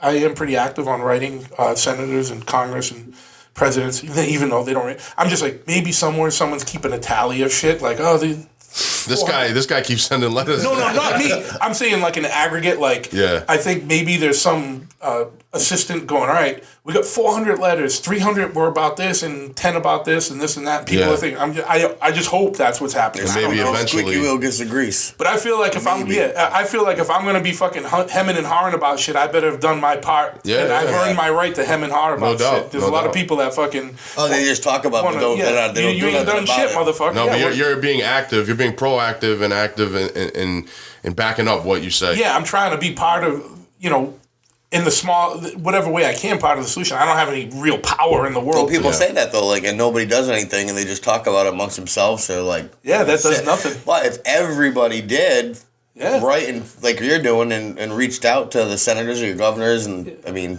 whoever else, the president, but that would definitely change if everybody did it. But no, people just talk about it amongst themselves, so nobody's really active. Yeah, or everyone just wants to fight about it on Facebook, which is just fucking laughable. It's like that social media gives everyone the platform to be so-called experts. I mean, we don't have to go down that rabbit hole, but I know how Truth feels about that. Yeah, I mean, it's like winning the Special Olympics. No, I don't mean that. You know what I mean? Yeah. Figure of speech. Figure of speech, definitely. All right, so Truth, that was good, man. I wasn't gonna actually, I wasn't gonna get him started, but he did it on his own, and I'm glad he did. No, you started it. He dropped some jewels, man, and I got a trigger finger, though. Yeah, no doubt. So let's go back. So when did you start up Choppahead, and what was like? Tell us about that experience. It was about like 2001. Okay, and what made you start that company up? Because I can't leave well enough alone. I get into something, I go full board. Yeah, no doubt. It was just more like, at first I was like, oh man, I got to start up something so I can afford to keep building shit. And so, and it was just, if I get into something and I love it, I just want to contribute. Yeah. And so I was just like, I'll do some shit, man, And so I started Choppahead after it was probably like when I was working on my second chopper build. Mm-hmm. And then after that, I was lucky, and both of my first two bikes got in national magazines, got published. So that gave some momentum behind shit, and then I I wanted to do some more, and I didn't have enough money. But me and our friend Ken and my old partner Jay were like, all right, let's build a bike together. We were like, all right, we can build another one, and we'll just build it to flip it, and pull our money together because still all broke at the time. Yep. And so we did that, and then midway through the build, Ken kind of like, we bought Ken out of it. He just lost interest, and so me and Jay finished that bike. And it won like first place in Laconia in the vintage division, vintage Laconia, and we ended up selling it to a guy in Arizona. And then it was just like from there, it was just like, all right, man, we're on to something. Let's just keep doing it. Jay became my partner, and then we just fucking kept rolling, And then now Jay recently, a couple of years ago, we split ways where he's doing his stuff that's just specifically vintage Triumph. Okay. And Choppahead's more of what Choppahead is, like the shop and service repair and Harley builds. Yeah, I mean, he's doing but we still own the buildings together. It's still all love. Yeah. My brother. No doubt, man. Yeah, good dude, man. Yeah, definitely. So you guys have built a brand over the years. You know, Choppahead is a brand. I've run into people randomly with Choppahead shirts, Choppahead stickers, and I've met people that know Choppahead. So you guys are definitely a staple in the bike world, Choppa world. Well, I've heard about Choppahead for years, even before like I was introduced to you and through Chris and stuff. And I've heard, I always heard about it. You know what I mean? Yeah. I always tried to approach it like that, like as it's a bike shop, but like also like it's like a punk rock band in a way. You know what I mean? Like the way I do the merchandising. Yeah, and shit, you like, kill it with that, just bro. like a lot of crossover shit. So it is cool because a lot of hardcore kids or guys, gals, whatever, all age ranges identify with it, and will and even with like our friends, our brothers, tour Like Packers always like, I got to bring a bunch of extra shit with me because these motherfuckers in Russia are always trying to get it from me. Yeah. You know what I mean? Or international, whatever. man. You're an international brand now. Well, we were like when we were builders and we were in all the magazines and all that. We're still builders, but when the chopper scene was bigger, you know what I mean? Like we were always kind of out and about. And then, about 6-7 years ago, kind of like the chopper scene kind of died down and went more underground, which I like. And that's why we do more like service and repair work now and stuff. That's the shit that keeps the doors open. We got techs doing the service and repair shit while I'm kind of in the back, while I'm trying to run the shop, but then also in the back plug away at doing some like cool chopper shit, So it's kind of like adapting to the game, man. You know what I mean? Yeah, man. And you guys are known for your DVDs. Not that DVDs are kind of went out of style, but you guys had a strong run with DVD series, doing crazy shit. But that was just bringing heritage back into it. I wanted to do those. Ran from 2003 to 2014. It was a 4 DVD series that was on the underground chopper scene, but I did it like a skate video because that's what came up on that. Influenced me, you know what I mean? So it was like, we'll do profiles on individual builders and we'll do profiles on events or like specific shops and stuff like that, and that's just kind of how that did. And now, DVDs are dead, so Amazon approached us to do a show. So we're going to do a show. That's what Choppahead TV is. Oh, really? It's going to be like the DVDs, but like instead of like two-hour DVDs, it'll be 22-minute episodes or 20-minute episodes. When does that start up? Well, I got to review the last 2 episodes of the first season tomorrow to make sure everything's good, and then I got to get all that submitted. There's like processes of like shit you got to do. It's going to get subtitled and all this crazy shit. Yeah. So I'm hoping it'll be out this winter when everyone's fucking home. You know what I mean? And then, well, I know you guys were approached about doing a reality show at one point. Like 5 times. Yeah, dude. Yeah. And we made a pilot. Really? Good. For True TV, yeah. And that didn't work out. But yeah, it was from the dudes the dude that was like heading our thing was that dude Murr from Impractical Jokers. Okay. And he was the one working on our show with us. When Impractical Jokers was out, when it just got signed, he was talking about that. Nice. And you were telling me there's Choppahead, is it the van that's in, there's a TV show, right, that appears in... Oh, no, there's a TV show on AMC right now called Nosferatu. Okay, yeah, I've heard of it. Stephen King's son wrote it, and it's about a wraith. It's like a psychic vampire type of dude who he rolls around in this Rolls Royce. There's a fucking lot to it, but lo and behold, basically they rented a bunch of shit from us, and we built them a couple bikes. Nice. Hell yeah. But Good advertisement, right? Yeah, but they rocked it in season 2. like they have a little motorcycle shop, and the Choppahead banner is like loud and proud in there. Hell like, yeah, they just took it out of our shop. They needed shit like from a shop to make it look like a motorcycle. Make it look shop. authentic. Yeah, that's dope, bro. So a lot of the tools and stuff you'll see in there is a lot of it's our bullshit because it's shit we could use could do without. Yeah, you let them take it. Like I'm not giving them my good tools. You know what I mean? They wanted them. I'm like, fucking no way, did I fucking need this shit? Big bucks. You run a couple checks, maybe. Yeah, exactly. But yeah, no, it's cool working with TV shit. Like it's crazy. They had us in, like me and one of my old shop apprentices were in an episode when they were at like a Laconia type bike event. They rented like 4 bikes from us, and the van didn't end up in the shop, but like we had the van there and all that. Nice. But me and Dickie end up being in the episode. The girl's trying to kickstart a bike, and we're like standing right behind her talking. Dope. So you got a little appearance in there too. Yeah, a little appearance. Make your acting debut soon. Nah. Me and Brent were almost in a movie years ago in Arizona. Yeah. Really? What happened? We filmed what for happened? a couple days. Really? Yeah, it was like this Native American guy was making a movie, and it was just fucking funny. It was about these. This is like 96. Okay. Shout out to Brent, by the way. Brent, what up, bro? Yeah, man. My brother for hell yeah since the mid '90s. We gotta have him on too, actually. Yeah, man. Yeah. But yeah, I mean, it's long story short, it was like this guy just heard me talking in a grocery store, and he was making a movie. He was like, and then he came and he looked, and he saw me, and I guess he had already been talking to Brent, same thing too, and it was just, me and Brent were together in the grocery store, whatever it was something crazy. But it was this Native American dude who was making a movie about like 5 brothers in Boston who were gonna rob this bank or some shit. Mm-hmm. And he's like, he just heard the voice, you know what I mean? Yeah. You know, here it's whatever, but in Arizona it's... Yeah, you don't hear too many Boston accents in Arizona, Sticks out, so, especially back then, you know? Like, yeah. But, whatever, it was funny. We got to drive around Tucson and shoot fake guns and fucking do shit for a few days, and then I guess the guy had a nervous breakdown or something. I guess Quentin Tarantino was supposed to be involved somehow or whatever, but... That would have been big. It's just, every project that gets made, there's like 300 that... don't get exactly. Yeah, I know that fall apart at somewhere along the line. I've been through that.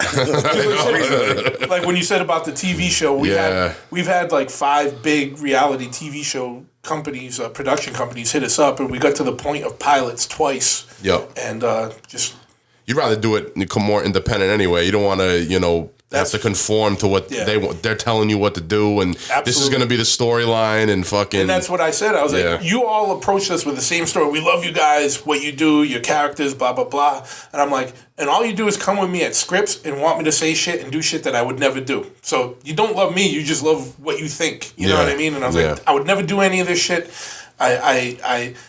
In this world, I don't have a lot, but I have an integrity and a certain amount of respect, and I'm not doing any fucking show where I come out of it with either of those being compromised. I either want those, I want to come back with that same level or more, you know what I mean? Man. And none of them could offer that. All they want to do is like, say, well, you're going to sell so much merch. I'm like, yeah, for a year, and then fucking it's gone. Like, I don't give a shit about that. I'm in this for the long haul. All this shit for the long haul. So when Amazon reached out to my distributor for the DVDs, I was like, fuck that. They're going to want, there's going to be way more, too many rules and shit. And they were like, nah. He goes, no, there's only 2 rules. You can't give out web links and you can't have nudity. And I was like, I don't give a shit. No problem. That's fine. No problem. Can you blur out the nudity? I'm sure, yeah. There's got to be nudity on Amazon. Yeah. I think I've seen some tits on Amazon. Oh, I'm sure, yeah. I just this was a while back, yeah. Yeah. Oh, what, TV? Oh, I don't know. Actually, I don't know about TV. I don't know. It's on Amazon Prime, so I don't know. I'm not sure. I don't know. There's a lot of wild shit on Amazon We'll look Prime. later. We'll look for a nipple on Amazon. I'm gonna see if I can find something. There's gotta be. There's a lot of wild shit on Amazon Prime, man. So I'm sure right, exactly. No, for sure. Another topic, Lord Willen was telling me that you worked for Dana-Farber, the Cancer Institute. Yeah, so... How'd you go about that? Was that the same time you were still doing Choppahead when you started that? Or? Oh, yeah. I multitask. Well, yeah, I wasn't doing Choppahead full-time when I was still working for the hospital. So what had happened was I ended up getting my degree I finished at Northern Arizona University, like 98. I got a master's degree in medical anthropology, and I worked for WHO in Switzerland for a while, and then I worked for I actually worked for TRW Space and Defense. Wow. A defense contractor, but I worked at CDC for them. Wow. And that was crazy. And I was in the HIV vaccine unit there for a while. And that's where my healthy distrust of all this vaccine shit comes from, man. You've seen it firsthand. And it's, I'm not some dude just spouting. Like, I've walked the walk and, worked, And then, half of it was like, why am I in the HIV vaccine unit when my position is paid for by TRW Space and Defense? And I was like, what the fuck's going on here? I got to get out of this shit. You know what I mean? Yeah. So anyway, that was that. And then I wanted to come back to Boston. And so I ended up getting a job over at Dana-Farber, and I worked there as a qualitative research manager for a bunch of years. And that was an awesome place to work, humbling place to work, man. I bet. And same thing, man. You just learn a lot about the health industry. And I was working with some of the top cancer doctors in the world, not even the country, the world. And some people are fucking awesome. Some people are fucking cocksuckers. And some shit's done stupidly. Some shit's done very well. Even amongst the most elite, intelligent people in the world, there's still a lot of craziness because you cannot escape human behavior and human psychology, man. And it doesn't matter if you're a PhD student or a PhD or like a Nobel Prize winning Harvard scientist or a homeless person. The same shit is going on in your brain chemistry or could be happening in your brain chemistry. Definitely. I mean, that's what it comes down to. All human, and absolutely. That's why psychedelics are so important, man. Yeah. We need to evolve, man, and get to the next phase of shit. Yeah, man, for sure. So when you were there, you were doing research on different things. Yeah. I was like, there's two types of kind of like research, right? Like there's quantitative, like in population scientists or like social. Like I'm not talking about lab research. Okay. I'm talking about like human behavior research. Oh, okay. You know what I mean? So that falls under anthropology. Yeah, for what I was doing, because we were looking at how like culture and behavior affects like how culture can affect like health behavior and shit. Okay. And and it's like the overarching thing. But we did research. We were kind of our own little research consultant firm within Dana-Farber, and we did a lot of crazy shit. Like I worked with people with like implants in their brain implants for MS or like depression and shit, wow. like weird shit. Like we did all kinds of fucking weird research. That sounds like a brain. You said a brain implant? Yeah. Like actual whole fucking brain? No. Like a device implanted in your brain to send electrical signals to help like combat like depression and shit. No like, shit. But it also helped with like MS. Did that work? Was that successful? It was still, we were there's different degrees of success. Like it was like ongoing research and stuff. But I'm just saying I didn't do just cancer research, but most of what we did was cancer. Okay. We contracted with like different organizations and we did all kinds of shit. Like just Boston's like a very heavy like research area, so we worked with a lot of different top doctors in medical in the medical field. Yeah, we did a lot of different shit, man. But just as an aside, just because you can't put these doctors on pedestals because they're human, man. And like I always tell people, you're in any kind. If I can put any like real fucking thing, someone's out there and has health issues, and I tell this to fucking Ryan and shit all the time. You need to be your own advocate and go find the doctor that works for you and with you, because there's so many different personalities out there. There's so many different levels of experience. There's so many different thought processes. Like you can get really fucked up if you don't find the right doctor. And it could be the difference of life or death. I agree. You can go, or you can kind of squeak by, or you can find a doctor that really handles your shit for you. So, like, if you're not happy with your doctor, go find another one, because there's plenty of them out there, and they're just like us, man. Like, there's good ones, there's bad ones, and some people have shitty attitudes about some things or whatever. Like we did one study where we talked to all these top-level surgeons, top cancer surgeons. We presented the same case to them all. And if I interviewed 15 people, I got 15 different responses on how they would treat something. Wow. So just take that for what it's worth, right? You know what I mean? True story. You know what I mean? Yeah, man. I don't know. We just got fucking... We've been going in all kinds of directions. now we're gonna actually take it to a place that me and Rob are very relative to, and it's kind of like we're going on different ends of the spectrum. But let's talk about quick your tenure as a doorman at Club Hell. I know we talked about that on when I came on your podcast, but I wanted to bring it up here too, because I come from that scene, and so does Rob. So absolutely, I know you worked there for a grip. Shout out to Psycho. Absolutely, one of the best club owners in ever. Great dude. Yeah, man, absolutely. Great dude to work for. Is that my mic or is that? I don't know what that is. No. Were you shaking your leg? Maybe, yeah, I might be shaking my leg. I get nervous. So, yeah, I mean, through the years, I worked security for a lot of shows. Like when I worked at my schools and stuff, like at events, I worked show security, event security, or worked at different hardcore venues through the years. But Club Hell was the one that, was like the longest last one. Me and my boy Jim P ran the door there for a long time, for years. Mm-hmm. Psycho's a good I remember. to work for. Even if you wanted to leave, you couldn't because you felt so beholden to Psycho. Like he didn't make you do that. Like, but it was just like, nah, I stayed for Psycho. Good dude. Yeah, good dude. Yeah, definitely. But it's January nights suck. But yeah, because you were always on the door. I remember. Yeah, I want to be on the door. I didn't like being inside. Yeah. Well, so when did you start working there? I don't even remember. You don't remember? I don't remember. But it was a crazy scene back then too. It was a little bit different. It's when Providence was still wild. Yeah, the fucking fetish nights, all that shit. Yeah. I remember the fetish nights. But not just that. It was just that. No, Tony brought me to a fucking fetish night one time. That shit was crazy. That was like the bonus night. That was just fun to work at because you were like, you never knew what the fuck was going to walk through the door. Like we seen people like girls bringing dudes and like the dudes in a dog collar get brought in on a chain, walking in on all fours and shit, and just fucking bananas. Like good people watching it. Man. People were fucking nuts. It was fucking packed in there too, dude. On like a Wednesday night. Yeah, that was a standing night. But I think Psycho wanted, especially me and Jim, a lot just because we could control the hardcore shows and we knew everybody and we could make sure shit didn't get out of hand. Yeah, and things a lot of good shows there, and that was previously Club Babyhead, which is legendary in the Rhode Island music it was scene. The Rocket. Yeah, a lot of people's favorite bands went through there right back in the day, like famous bands. Oh, dude, I saw Smashing Pumpkins there. Wow. I saw Cypress Hill there.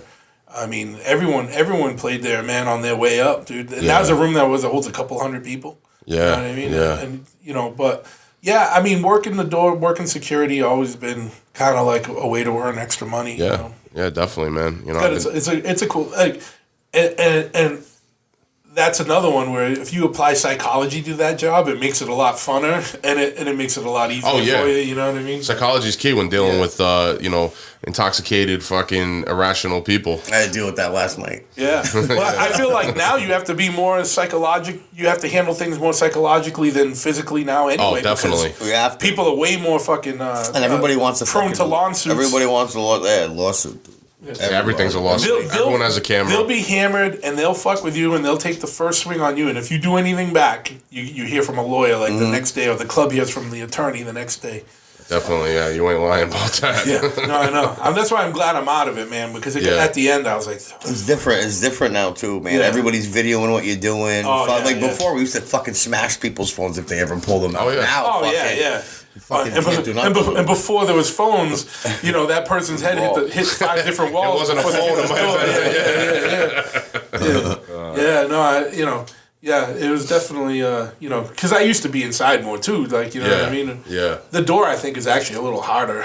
Yeah, no, definitely. In that area, because you have so many clubs in that one area that cater to so many different types of people, and you're trying to not let certain people in because you know it's going to be fucking problems. Yeah. And, like, some drunk-ass fucking dude, and, like, nah, like, coming in. But back in the day, it was fucking got crazy down over there too, man. Because if you did a good job at the door, the inside guys had it way easier because there was going to be less shit inside. Right? Yeah, because you're the first line of defense. First line of defense. You're saying who gets in, who doesn't, and if you let a bunch of shitbags in, then the guys inside got to deal with that. Yeah, and that's they're gonna break your fucking ball. You let this douchebag in. What the fuck are you doing? Absolutely, yeah.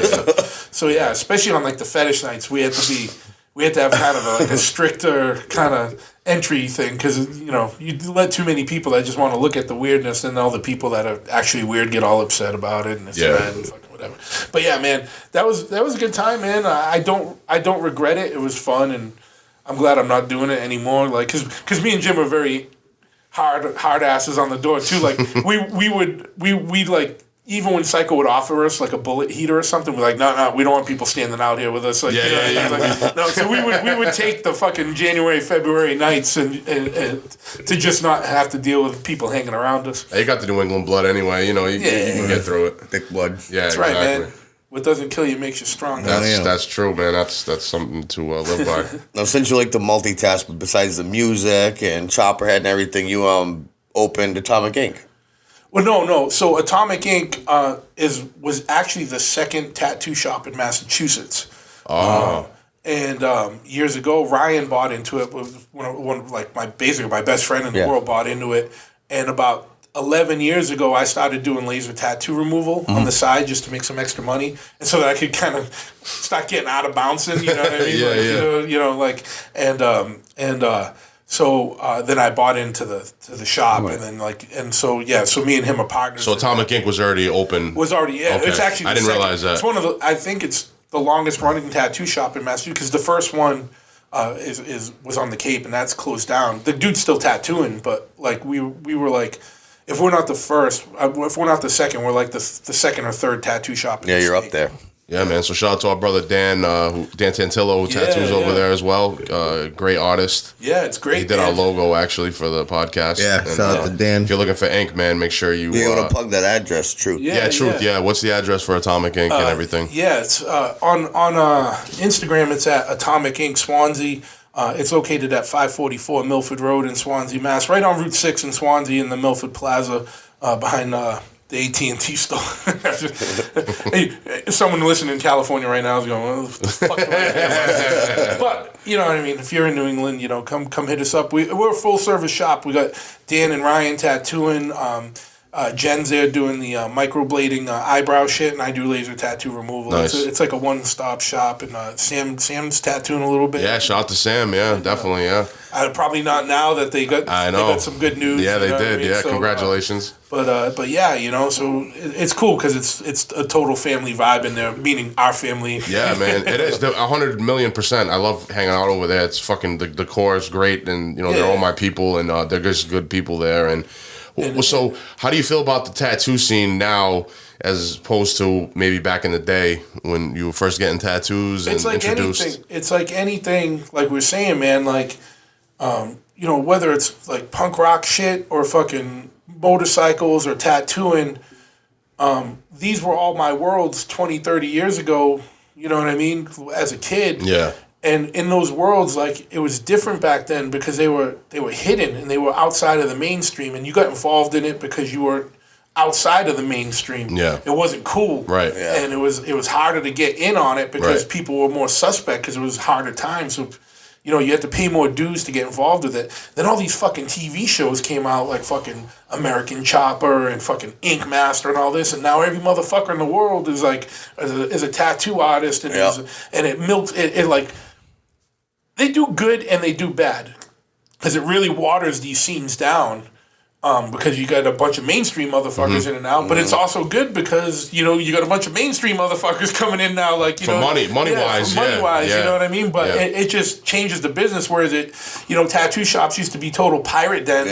Yeah. Now it's like you got to be customer service, or you're gonna get bad Yelp reviews. You know what I mean? And it's like I remember when I was a kid, first going into tattoo shops, it'd be like, the fuck are you? What do you want? You know what I mean?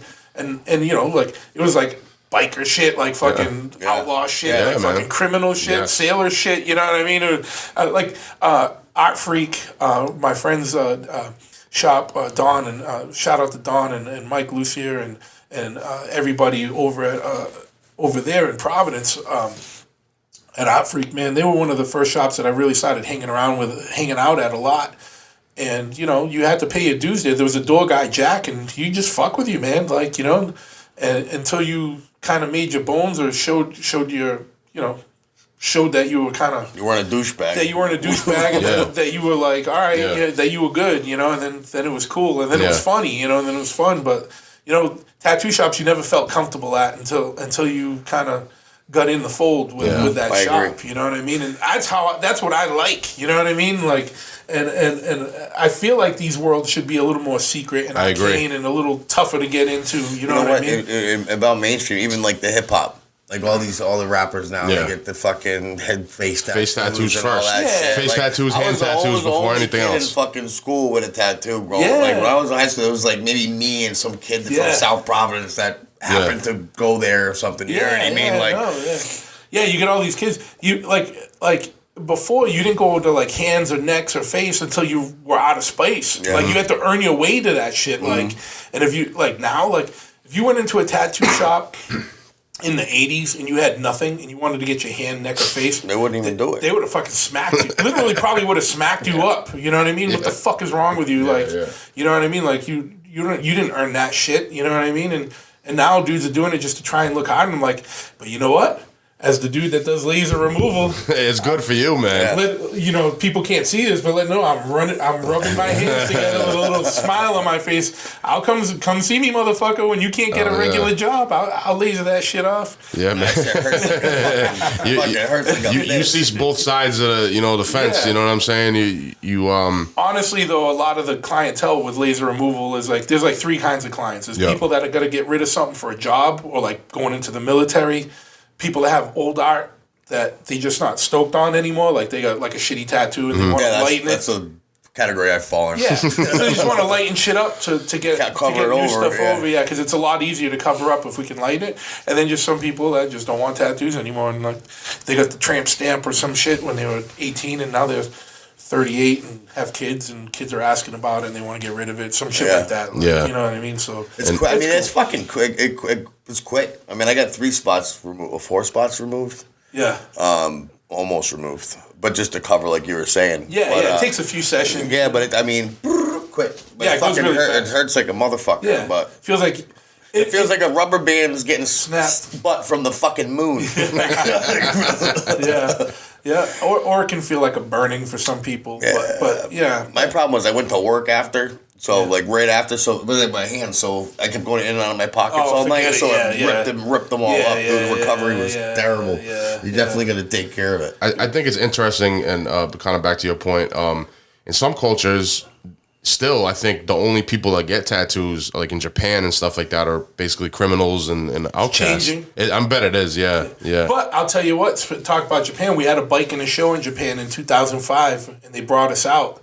And we'd go to like restaurants. There's certain restaurants we couldn't go in because we had tattoos. Yeah. And you'd see it on the door and stuff. They would have like those pictures with like the red line through it, and it would show like a torso with like tattoos on it with the red circle and the line going through the center of it. Yeah, because that's because they are affiliated with criminal activity. Yeah, it's still Yakuza shit. Yeah, definitely. In 2005, I know Poland. I think Poland, Russia too. Russia. Like my buddy Greg, they're all Polish, and he said the same thing. He goes, they might be weird with you. I went around the family because they're gonna think you're a fucking criminal because they're from Poland. They're like they're gonna think you're a fucking bad person. Blah, blah, blah. There's a really good documentary on Russian prison tattoos. The name escapes me right now. There's a lot of books and shit. Yeah, man. It's cool because it's like secretive, like the stuff you were talking about.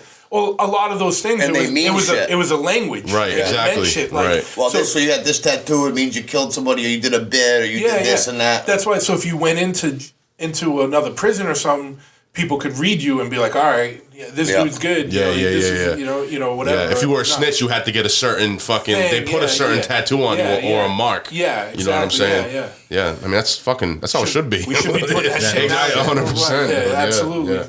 And kind of goes into the next question is that you see on the motorcycle scene kind of like parallels to the tattoo scene. Oh, absolutely, yeah. It's like the TV shows fucked both of them up. They did essentially the same thing, except it happened with motorcycles first, and then the tattoo shit happened after that. Okay, it was almost like the motorcycle shit hit, and they're like, oh yeah. What's that? Oh, tattoos. Sons of Anarchy and reality tattoo shop TV. So we had 2 waves of fuckery with that shit, right? First was like the Discovery Channel shows that were all like documentaries on motorcycle shit, like the Jesse James Motorcycle Mania shit, and then they had the biker build off shit, and then they had like the East. Orange County chopper shit. Yep. And some of it was good. Yeah. The biker build off, like when it first started, some of that stuff was decent, and the Motorcycle Mania stuff was decent. Orange County Chopper is just like a fucking soap opera. Commercial. No one cares, like no real dudes care about that show whatsoever. But and it's sad because those dudes actually, when they first started, built some pretty decent bikes before they started doing all like the fucking wild like fucking theme bikes and shit. But anyway. Whatever. But yeah, that fucking kind of, it did 2 things. Like, it made a lot of people in the motorcycle industry rich that sold big fucking stupid bikes that were kind of unrideable. But it also brought a lot of people to the fold.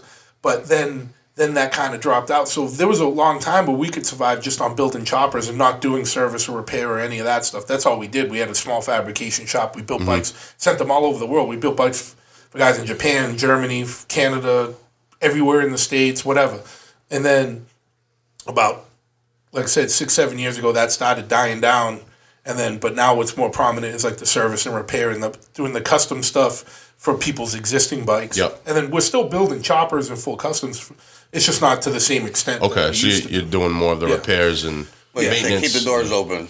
Shit to keep the doors open. Yeah, but when I opened the new shop with the showroom and the parts counter and all that, I wanted to kind of have a centralized spot so people could see cool shit too. Like, guys could come in and it's not just like going into like a fucking shitty fucking Harley dealership. You know what I mean? You could come in and see alternative shit, like rad shit. Hell yeah. So you might be coming in just to get something done on your stock Street Glide or something, but you know, in the corner, you're like, oh, what's that? Oh, look at that fucking Chevrolet chopper. That's fucking cool. And you might get some dude interested in that. And that's why we do a lot of events and stuff, just to kind of keep the scene going and that type of stuff and have a cool kind of central spot. Yeah.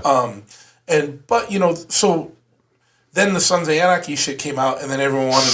That ruined clubs for guys, I think, because then everyone wanted to be a club guy and then not really knowing what that life is really like. And you got all these dudes just putting patches on. Fantasy world. Not knowing, fantasy shit. And then, you know, so whatever. But then the same thing happened with the tattoo shit. Like, you know, the TV shows kind of blew it up. Those TV shows, like, I think with the tattoo shit are still going on, you know. Yeah, they definitely are. Any of the bikes too, right? There's still a bunch of the not as much. Really, not as I haven't paid attention. Yeah, but. not as much. But it got to the point where I don't watch any of the bike shit, and I'm in that world, and I'm you know. But yeah, man, you know, it happens. It's cool because it gets some actually really good people involved. Yep. But it also just gets a lot of fucking, you know, the quote unquote Karens coming through the door now. Like, you know what I mean? Karens. Can I talk to a managers? You know what I mean?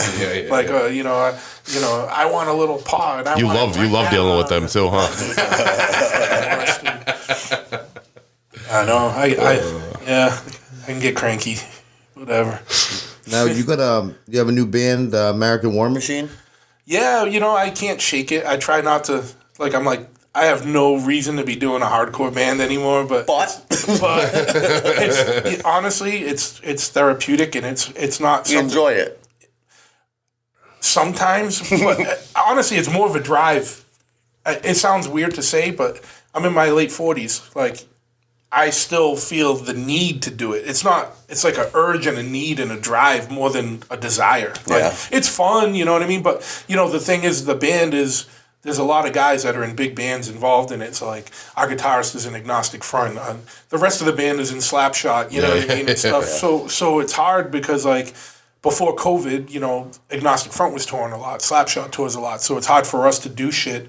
But, yeah, we did an album, came out on Bridge 9 Records, which is one dope of the... album, yeah. Which is, like, you got to give a shout-out to Chris Wren and... They got right now this year, Bridge 9 25-year anniversary. Oh, wow. They've been doing a hardcore label for 25 years. So shout out to Bridge 9. Give it out. Staple in the hardcore scene. Staple in the hardcore community. But yeah, we're going to do some more shit, you know. And then, hell yeah. I'll give you another exclusive. We got another band going. It's me and Johnny Rio and our brother Monster. Really? Yeah, and Monster's been in like... Shout out to Monster. Monster's been in a lot of bands. Yeah. He actually just sent me some hip-hop production not that long ago. Shout out to Monster, man. Yeah, Reese from Roger and the Disasters and AK Ray. What's the name of that band? Oh, AK, another one. AK Ray's played in everything. everything. Dude. Yeah. We haven't recorded yet. We have music recorded. I got to do vocals. I got to find a studio to go drop some vocals in. Like, I got you. I got a spot. Okay. Yeah. We'll talk after this. Yeah. My normal guy is really awesome to work with, but he got in he's doing like fishing, so he goes out for like 8 days. It's hard to get. It's hard to kind of just get together right now. But yeah, so we get that. That's called Honor Culture. And, cool. Honor Culture is throwback to like. And I love the name. You know what it means. Not everyone knows what it means. Yeah. But I mean, it's a throwback to cultures that are based on honor, whether it's samurai or Vikings, like shit like that, where honor and like combat and war. Honor culture, that's fucking hard. I can already picture like fucking designs and fucking artwork and shit. Yeah, dude, that's sick. Yeah. Is it gonna be hardcore or? It's like whereas like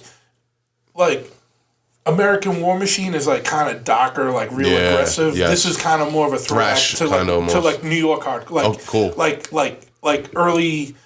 late 80s, early 90s, like New York hardcore, like Killing Time style, like that type. Nice, man. I look forward to hearing that, man. Yeah, I'll play you some music. Hell yeah, after, bro. After Fuck this, yeah, man. Hell yeah. So stay tuned for Honor Culture, man. That's fucking dope. I didn't even know that.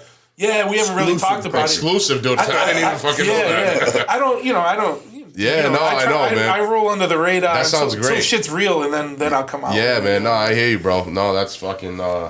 And so, what? This segues to the next thing. What's your thoughts on the current music scene, and especially with the COVID situation? I mean, I just I hope the best for all my friends and brothers. Like, we're in a position where a lot of our friends and brothers are like their livelihood is based on music. Yeah, definitely. And it's fucking hard times right now, and I know people have been diversifying and trying to do things, whether it's like get creative with merch or whatever, but, if there's anything, especially motherfuckers that were able to keep their jobs or got paid off and got the extra $600 a week or whatever during this time, like, make sure you support, whether it's a band or any kind of artist that, that is no longer able to work, like, make sure you do your part to, like, really support, like, music artists, bands in this time. Like, buy a T-shirt. Listening to them on Spotify does not help at all because it's like they get like nothing. A fraction of a penny per hour of streaming. Like no one's getting rich on Spotify. No. And it's not. All you're doing is helping the CEO of Spotify. You're not helping the band. So make sure you just try and buy a T-shirt, order something online, because all you motherfuckers are on Amazon buying shit. So you're obviously buying shit online. So go to a band's website and buy a shirt or whatever. I know a lot of people don't listen to CDs or I know there's people that still like do vinyl as a collector, but hell yeah, do what you can, and then even like I know some venues, a lot of venues are closing down, man. So when this is done, there's not going to be any place for people to go or gather or congregate. And because guess what? Nobody really knows what the fuck's going to happen. Yeah, but so many venues have closed. And do you think like a independent dude is going to be buying a venue in Boston anymore? No, it's going to be some corporate shit's going to gobble that shit up, and it's going to be a soulless, lifeless fucking piece of concrete. So a lot of these places like Middle East is up for sale. There's all kinds of places. I heard about that. Iconic fucking places like where I know, man. So much music and memories are like, do what you can to support venues. Like if venues have T-shirts or some shit, or they're open on a limited basis, do what you can to help these people, because not everyone had it good during this. And like we said earlier, already 25% of all small businesses in the country are already shut down for good. Fucking damn shame, man. You know what I mean? Yeah. And small business, is what, is like the middle class, dude. Definitely, man. I mean? That's what this country was built on, fucking hard work of the fucking people. So, I mean, in COVID times, it's tough, man, because, I want nothing, man, more than to just go to a fucking show, dude. I know, dude. I would love it, man. Yeah. Never mind play a show, but, like, I would love that, too. Yeah. Definitely, bro. I mean, well, this shit hit, like, our record came out. We didn't even get to do any shows to support the record. And I feel bad because, like, I feel like we let Chris down. He put our record out. We haven't been able to support it, really. Then shout it out. Nothing you can do, though. You just got to wait it out to hopefully... November 3rd. Yeah, well... November 4th. We'll see. Yeah, we'll see. Maybe the smoke will clear a bit. I know... I think this election is going to be, no matter what, is going to be contested, and there's going to be a lot of fun. We ain't going to know. We ain't going to know on the 4th. It's going to take a little while to work this motherfucker out. There's going to be a fucking scandal and a fucking... Yeah. I agree with you. There's already craziness. Like they're setting it up for like with all this early voting shit. Oh, mail in. They're finding the fucking military's votes in the garbage and shit. Yeah, that's fucking crazy, man. Like, like no one wants to win dirty, dude. That's just fucked up, man. But they do. They do win dirty all the time. I know. I know. So we talked about it a little bit at the beginning, but you have your own podcast, the Big Truth Podcast, which is definitely popping right now. It's doing well. And so what made you get into the podcast game? And where do you see that going? I mean, so a couple years ago, my buddy Ian, the guy that made Godfathers of Hardcore. Great documentary, by the way. Shout out to Ian McFarlane. Absolutely. And bass player for Blood for Blood. Yes, sir. He, an editor of the Choppahead DVDs. Okay, all right. I love because I filmed those things really shittily. You know what I mean? With like handheld cameras and stuff. He did the editing and stuff. He didn't do any of the filming except towards the end when you see things look more professional. That's him. But I love saying he edited because I know it gets him all aggravated because he's doing like real film production and like our shit's like just so fucking whatever. But he's a good friend of mine. And a couple of years ago he said, "Hey man, you should really do a podcast." And I a couple years ago, didn't have an understanding of what a podcast was. I literally thought a podcast was some dude sitting alone at a mic and just ranting for like a half hour. I was some of them are like that. Yeah. No, I know. But I was like, I don't got nothing to say. I don't want to do that. And then I started fucking around. And then later, there was some, like, I started listening to Joe Rogan because there was an episode with Terrence McKenna or Dennis McKenna on it and Paul Stamets. I wanted to hear it because they were talking about psychedelic shit. And then I was like, oh shit, this is just more like an interview. Yeah. I was like, I could do that shit. Right. And that's and really Anthropology, that's what I did was interviews, right? Like a lot of qualitative research is more like open-ended interview shit. So I was like, I was missing doing that kind of, you know what I mean, when I stopped working at the hospital and whatnot. And so that was a way for me to kind of do that. And then I was just like, well, I guess, like I'm in a kind of cool position where I know a lot of interesting people and different walks of life. Yeah. And I was like, I'll just interview. It'll be based on music, motorcycles, and weirdness, right? And that's what it is, So it's like, and so, that's kind of where I'm going. And, so far it's been mostly friends. I had one guy on that I didn't really know that well.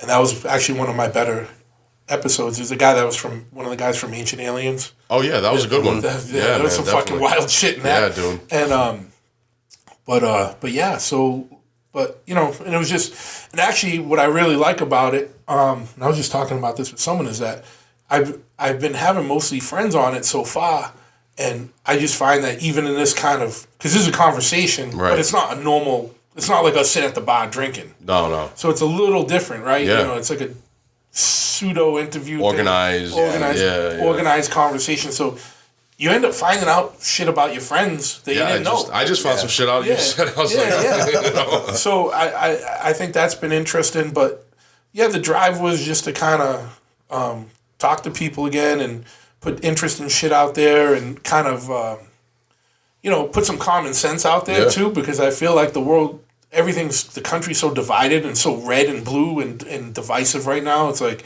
just trying to interject some common sense and critical thinking into things. And I don't know. I guess that's more the driving force, was just definitely put some shit out there. And why not, right? Yeah, and you just said, I think it makes me think that now podcasting is a branch of anthropology. Yeah, it kind of is, man. That's cool, man. But I think, in absence of unbiased media, I think podcasting is the next shit, because it's taking over radio. And the thing is, the good thing about it is, a lot of times on social media, people react to the headlines and they're not reading whole articles, and they're reacting on like surface level information. When you have a deeper conversation with somebody, you can be more nuanced and explore more of the grays, not just the black and white. Yes. And I feel like you get at more of the crux of situations or crux of the matter with better understanding when you can talk shit out. Yeah, man. And that's why I like conversation. I like it when I listen to podcasts with people I don't even agree with sometimes, and it's like, oh shit, like when I listen to Bernie Sanders on Joe Rogan. I'm not a Bernie Sanders guy, but I was like, he's got some all right points. He seems like a fairly decent guy. I don't like what he did. I wish Joe Rogan kind of pushed him on that a little bit. If like I'm not in a position to have a dude like that on, but if I did, I would definitely be like, yo. That would be great. You need to be in a position like that. Yeah, why'd you bow down, man? You know what I mean? Like, but shit like that. Like, I'm sure you would do that too. Hell yeah, bro. But I just find it interesting. You learn more. And I used to when I was younger and not younger, but when I used to listen to Howard Stern, he was a great interviewer. Definitely. And he would do interviews, and he was like, I always got stoked when I found people I didn't give a shit about. All of a sudden, now they're interesting. Yeah. You know what I mean? Like, he'd interview some celebrity, like, pop singer, and I'm like, I don't give a fuck about fucking Jewel or whatever it was. And then you're like, oh, shit, that's pretty fucking cool. Or that was interesting. 2 hours went by, and I didn't even realize it. And so, you know, I dig the format, and I think it's important. Free form. And I think it's pretty inspiring or cool that people are hungry for it because it's growing so much. Oh yeah, it's blowing the fuck up. But it's showing that people are ready to get more intricate, or you know, are people are hungry for it. I think definitely they're straying away from the typical ways of listening to discussion. Yeah, you can't get what you need off MSNBC or Fox News. So, but you're listening to guys, you know, on the front lines, and so I think it's a good way to get out to do some good out there as well. Agreed. We all need to stack some good karma for our past and current fucking sins. Yes, you know what I mean? Yes. So, Truth, you got any upcoming plans? Anything going on besides another band? But no, man, fucking, I got enough. I got enough going on. Busy as it is. Just gonna keep the podcast going and try and grow that, and do music stuff as a therapy, and do the bike and tattoo shop to survive. You know. No doubt, man. You're definitely doing a good job. You're a man of, as they say, many hats, and jack of all trades, kinda. Yeah, you got to have different hustles to keep shit going. Sure. And plus, I get bored, dude. Like, you know what I mean? Like, not bored, but like, I feel like shit. Like I need some new shit. You need action. You need the action. I hear you on that. Yeah, man, that's a good way to put it. I need the action, and I need some shit popping that I get all excited about, and fucking. I like developing things. You know what I mean? Yeah. Why don't you give out your social media website where people can contact you for everything, you know, everything that you got going on. Yeah, man. My personal Instagram is just at Big Truth, and the Choppahead one is just at Choppahead, and on Facebook it's Choppahead Customs with a K, and BigTruthPodcast.com or Choppahead.com. I think that gets at everything, right? Yeah, I think so. Atomic Inc. Oh, Atomic Inc. Yeah. At Atomic Inc. Swansea on Instagram. We don't have a Facebook for that. Okay, cool. And you got any shout outs you want to give to anybody? That list would be long. I hesitate to give shout outs because then I feel bad if I forgot to mention someone. So Fair enough. To all my friends, family, brothers out there, everyone, you all know who you are. Anyone that's supports what I do in any way and supports you guys, you know, we're all down with each other on that shit for sure. Absolutely. Well, much love, brother. Thank you for coming on. Man. That was great. Everyone out there, make sure you follow Big Truth and everything that he plugged and support what he's doing, man. He's a shining example of the independent hustle and a business operator in America, and just, you know, a staple in the music scene, bike scene, tattoo scene, and he's also a certified ordained minister. He can marry you too. We didn't even get into that. No.